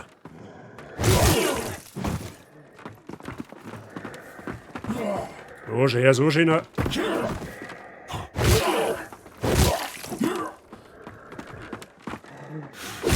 Man muss auch manchmal schlau kämpfen. Nicht immer mit Gewalt, sondern auch mal mit Taktik. Nächstes da und Scheiße verrannt. Easy. Da haben wir uns auch überhaupt nicht umhören. Das ganze Spiel ist ein No-Hit-Run. Verstehe jetzt nicht, wie du das meinst, aber bisher geht's eigentlich. Aber man muss halt das Beste aus der Situation machen, das hilft halt nicht. Ja.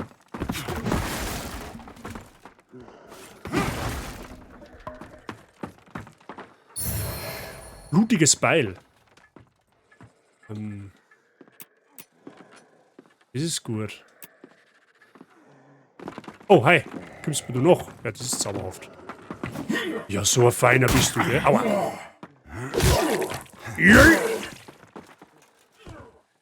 Jetzt ist der da unten gelandet, oder was? Ja gut, aber er ist draufgegangen. Easy.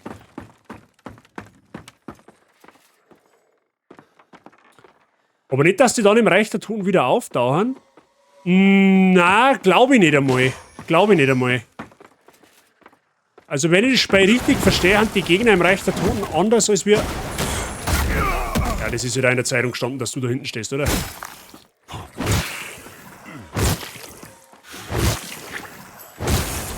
Jetzt, piss dich! Na ja, gut, okay, so geht's auch. Das ist gut, weiter. So. Ja, du mit deiner Wunderglocken da. So. Klingelt da unten weiter, Arschkeibe.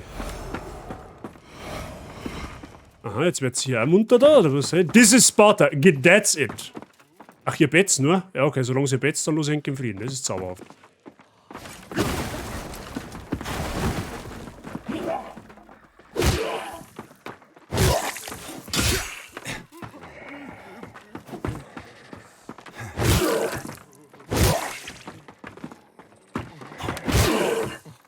Geht doch.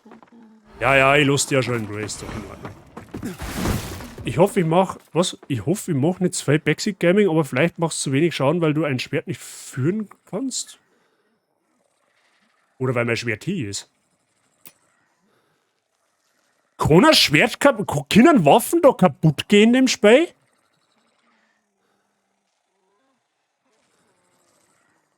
Na, hä, das habe ich doch gar nicht ausgerüstet, das Schwert.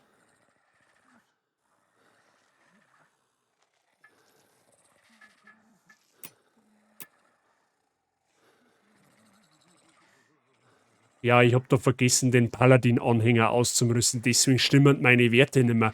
Okay, ja, gut, ist einmal sorry, das habe ich, okay, das habe ich jetzt tatsächlich auch ein Souls-like eingefleischter Spieler, so wie ich, macht man sich eine Fehler, ja?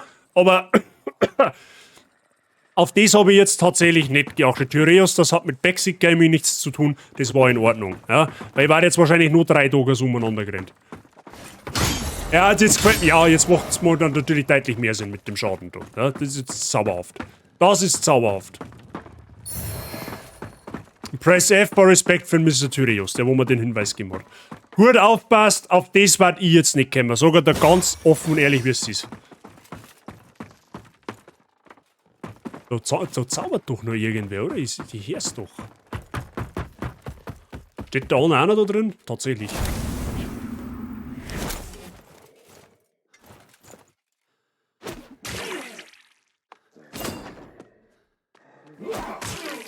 Hack it to your face, bitch! Easy. So, wie kommt man jetzt da auf, ist die Frage. Ah, warte mal, das findet man jetzt immer mal da herum, hat es geheißen, da vibriert meine Lampen, da muss man ins Recht tun, offensichtlich, oder?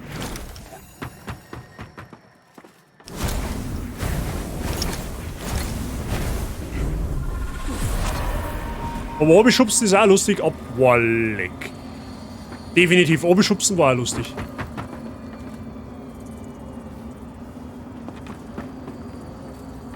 Ja, okay, aber wie komme ich da hin? Oh, vielleicht, oder soll ich da umspringen? Ist das der Ernst? Da stirb ich ja gnadenlos. Da stirb ich ja gnadenlos. Da muss man auf alle Fälle... Moment, kann ich das von da?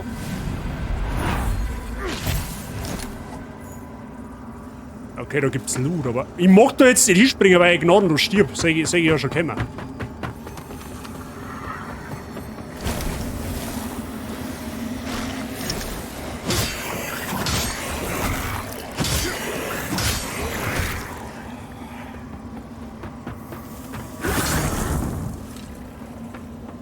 Was ist mit dir erst? Alter, das schaut jetzt schon krass aus, wenn da der Riesenzombie umeinander steht. Da ist ein Lorter, da geht's auf alle Fälle nur nach unten weg.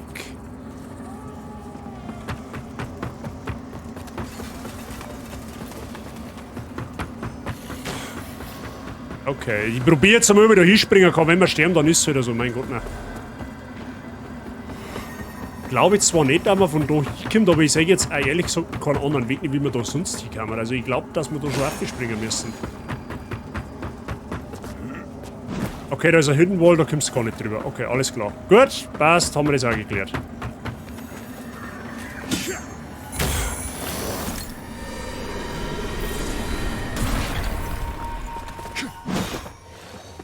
Irgendwer zaubert da noch. Ah, er da oben.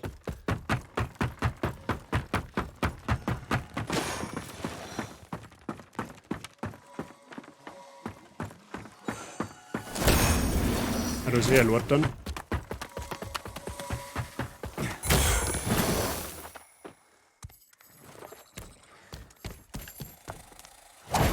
Ja, ja, das hättest du gern, gell? Kapuze des Pilgers, kleines Steralium-Fragment und ja, die haben alle so wenig Rüstung.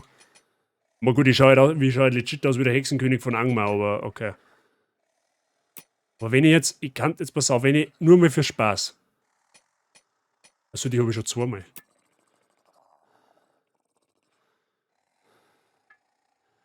Jetzt schaue ich ja direkt aus wie ein Haumtaucher, oder? Ja, wobei, obwohl, es geht eigentlich.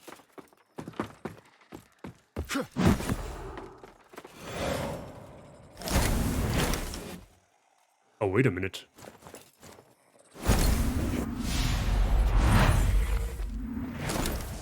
So, da ist ein zweiter entfernter Grippe. Na gut.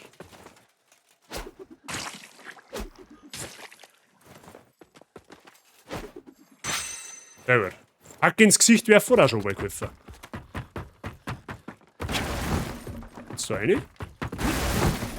Ah, okay, ja gut, da musst du unten. Da geht's auf. Da geht's auch irgendwo hin. Geiles Ambiente, das Spiel hat eine unfassbar coole Grafik. Ja.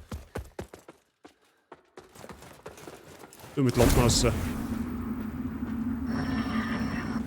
geht der Lord da auf.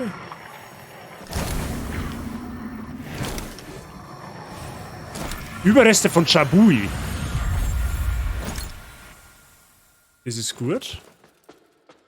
Also im Gegensatz zu Madison kann man von dem Wort von dem Spiel wieder zum Einschlafen hernehmen, wenn man aufwacht. Halt mit Madison probiert nichts gut und nicht falsch auffassen, es ist nicht langweilig.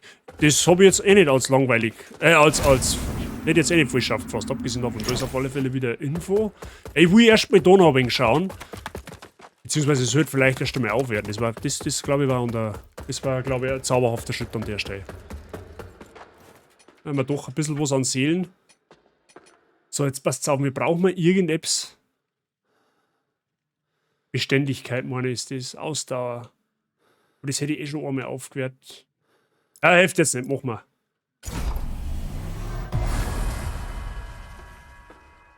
Ja. Ruhen wir erstmal noch nicht. Wer mit Madison einschlupfen kann, den streckt sowieso nichts mehr. Das ist absolut richtig. Wer Madison zum Einschlupfen hernimmt, Rudi, da musst du Gedanken machen, da bist du dann anders. Was haben wir da jetzt? Ach, dann kannst du aber da vielleicht doch auf den Zombie aufgehen. Ja, jetzt warte mal. Ja, wie eh schon wieder so saublöd grunzt da. Hey, sie! Jetzt schubst du mir da einfach.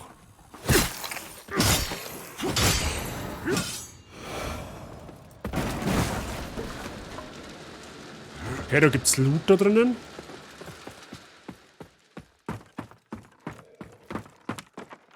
Garantiert, dass da irgendwann einmal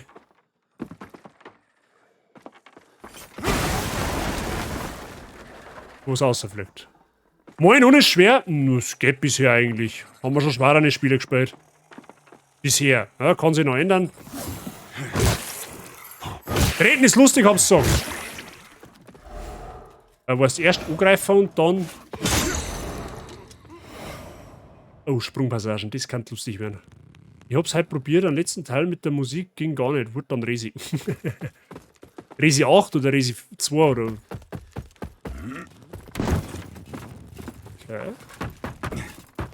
Boah, leck, ich sollte mich da schon irgendwann runterfliegen. Gnadenlos.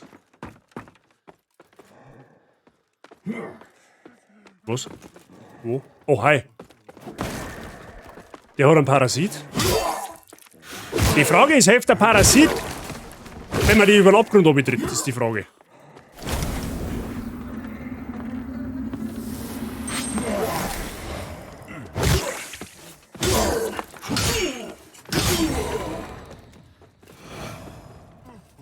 Hey, du stehst im Weg.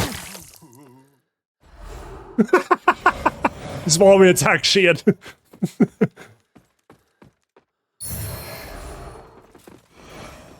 Ja.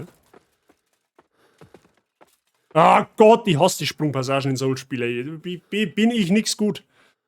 Bin ich nix sehr gut. Boah, lecker, das geht aber gerade nur aus, gell? Ja, das war mir klar, dass mir das irgendwann passiert.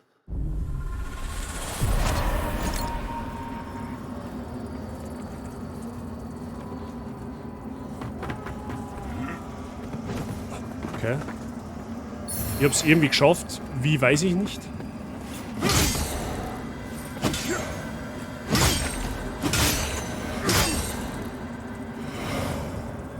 Alter, das ist so krass. Der Mega-Zombie, der einen Riesen-Zombie als Zunge hat und der dann da seine Arme ausstreckt. Das ist also Game Design ohne Witz richtig stark. Kannst du nicht sagen. Springen ist in dem Game auch ziemlich weird. Ja, kann ich bisher nicht so viel sagen, weil das war jetzt die erste Sprungpassage tatsächlich, die wo ich jetzt gehabt habe. Ich weiß auch abgesehen davon gar nicht, ob ich richtig bin.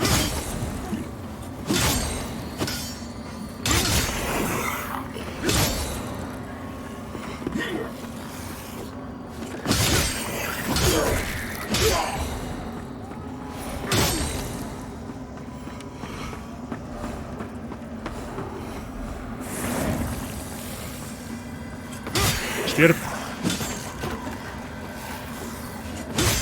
Was ist mein zweiter Vorname? Die laufen oft. Ah, den Säcken schon. Schaust du was? Ich weiß die Säcken noch nicht, laufe einmal trotzdem eine. Okay. Na gut. Gut, dass wir vorher gerasst haben.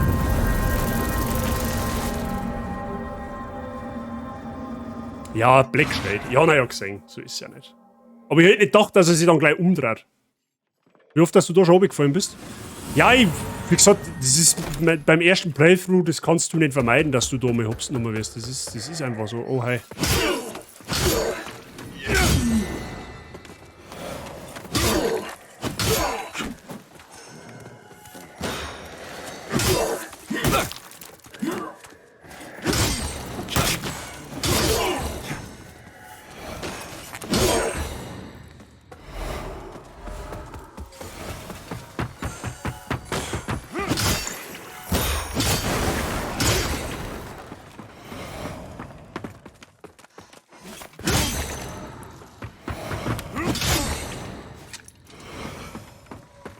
Okay.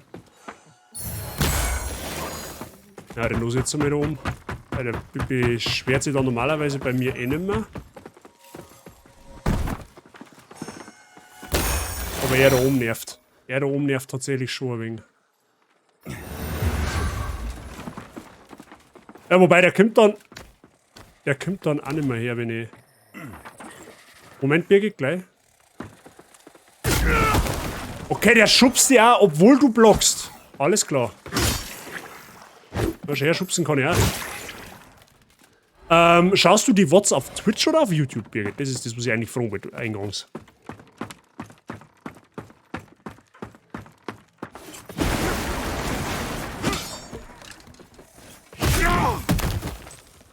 Aber der macht wenigstens keinen Schaden.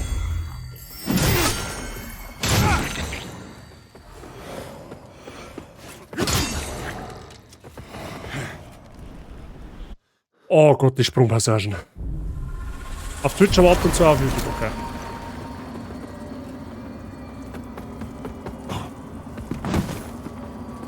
Okay, Springen in dem Spey ist ein Thema. Das ist wirklich ein bisschen komisch.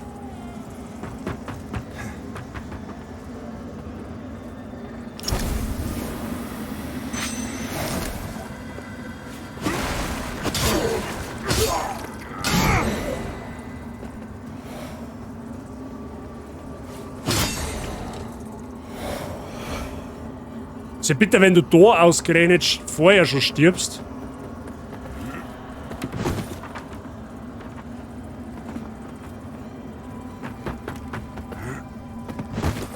Okay.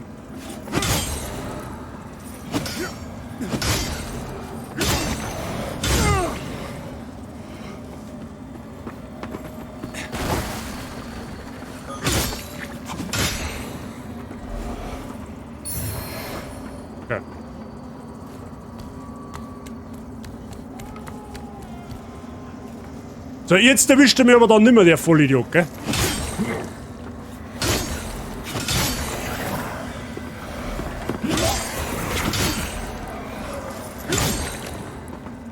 So, jetzt nehmen wir erst einmal unsere... Kommst du jetzt her? Zupf dich! Oh, Abgang.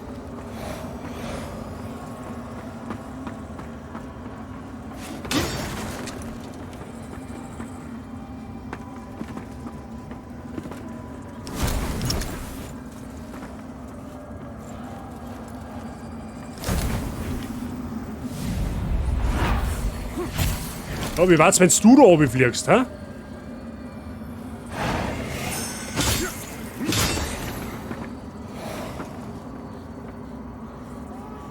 Okay. Dann muss ich da schon ein wenig besser aufschauen, da, weil nicht das...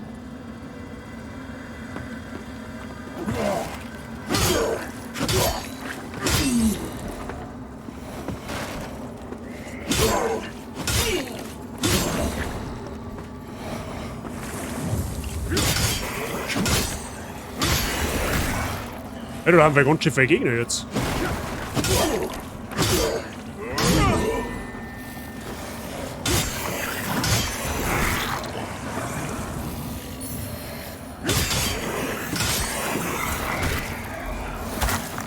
Aber den Gegner kommen, oder?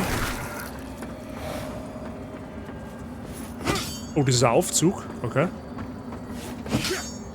Den werden wir mal aktivieren. Den Hebel. Was ist jetzt? Den Hebel hebeln.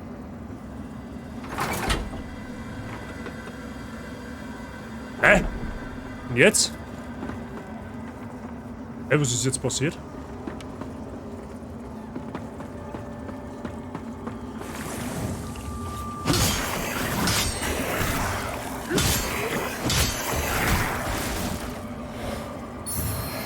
Glockenstab.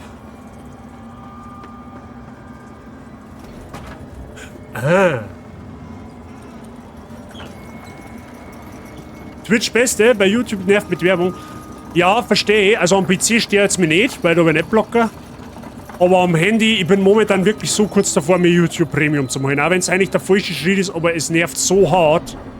Weil du pro Video einfach, keine Ahnung, alle 2-3 Minuten irgendeine scheiß Werbung kriegst. Das ist jetzt schon richtig belassen. Was ist denn das eigentlich?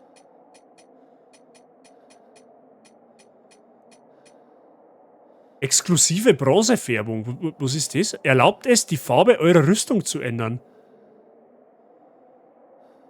Bronze, Silber, Gold, Eisgriff, abgeschoren.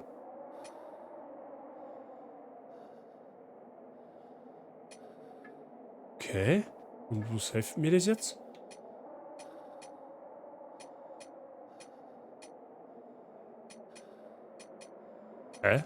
Was habe ich damit? Was kann ich da jetzt? Keine Ahnung, was das bringt, aber... Werden wir schon immer mehr aus. Wir haben eine Waffe gefunden. Ich muss einmal schauen. Die Waffe macht weniger Schaden. Die skaliert auch auf Stärke, aber relativ schlecht. Mit E. Was haben wir denn da noch? Skaliert auf Inferno. Ja, wohl genau. Ich ziehe jetzt dann die Gegner Holzkreis um den Scheitel. Das war sehr gut. Stick. Was ist Stick? Mit was skaliert das? Das skaliert einfach mit. Also skaliert auch mit Stärke. Ja, gut, das war auch schlecht. Und was haben wir da? Ein Glockenstab. Skaliert mit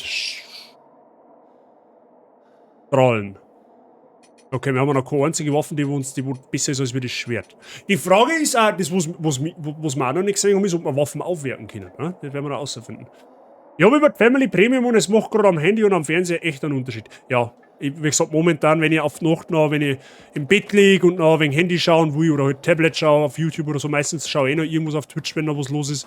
Da geht's dann, aber auf YouTube die Werbung, es ist so geisteskrank penetrant, was mittlerweile auf YouTube in Werbung, was da los ist. Schlüssel der Himmelsrastbrücke benötigt, um diese Tür zu öffnen. Ja toll, wir müssen Schlüssel finden. Ja, perfekt.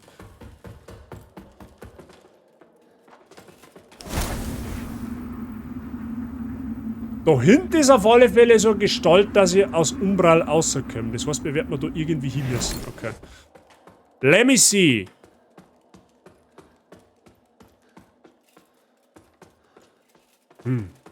Okay. Oh. Aha. Da haben wir oben auf der anderen Statue übrigens auch noch etwas, was wir...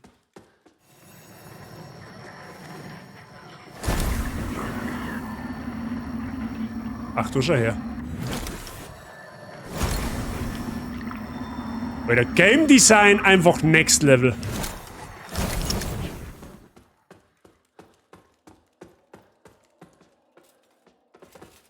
Jetzt pass auf, ich will was testen.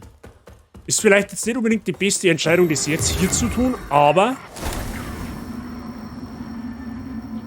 Kann ich da jetzt so... Tatsächlich, ich kann da einfach umgehen.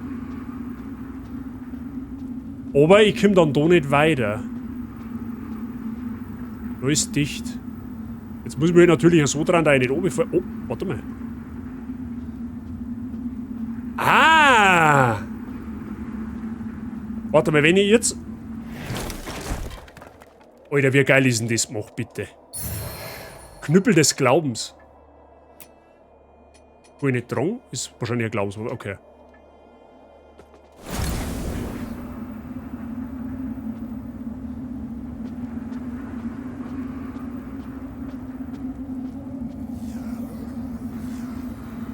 Okay, da muss ich noch Umbral, sonst komme ich generell nicht weiter.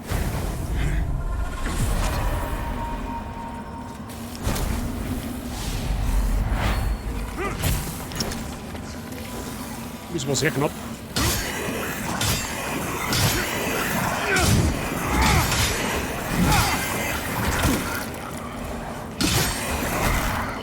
Ja, also die Gegner scheinen unscheinbar zum sein, aber in der Masse machen die ganz schön gefährlich.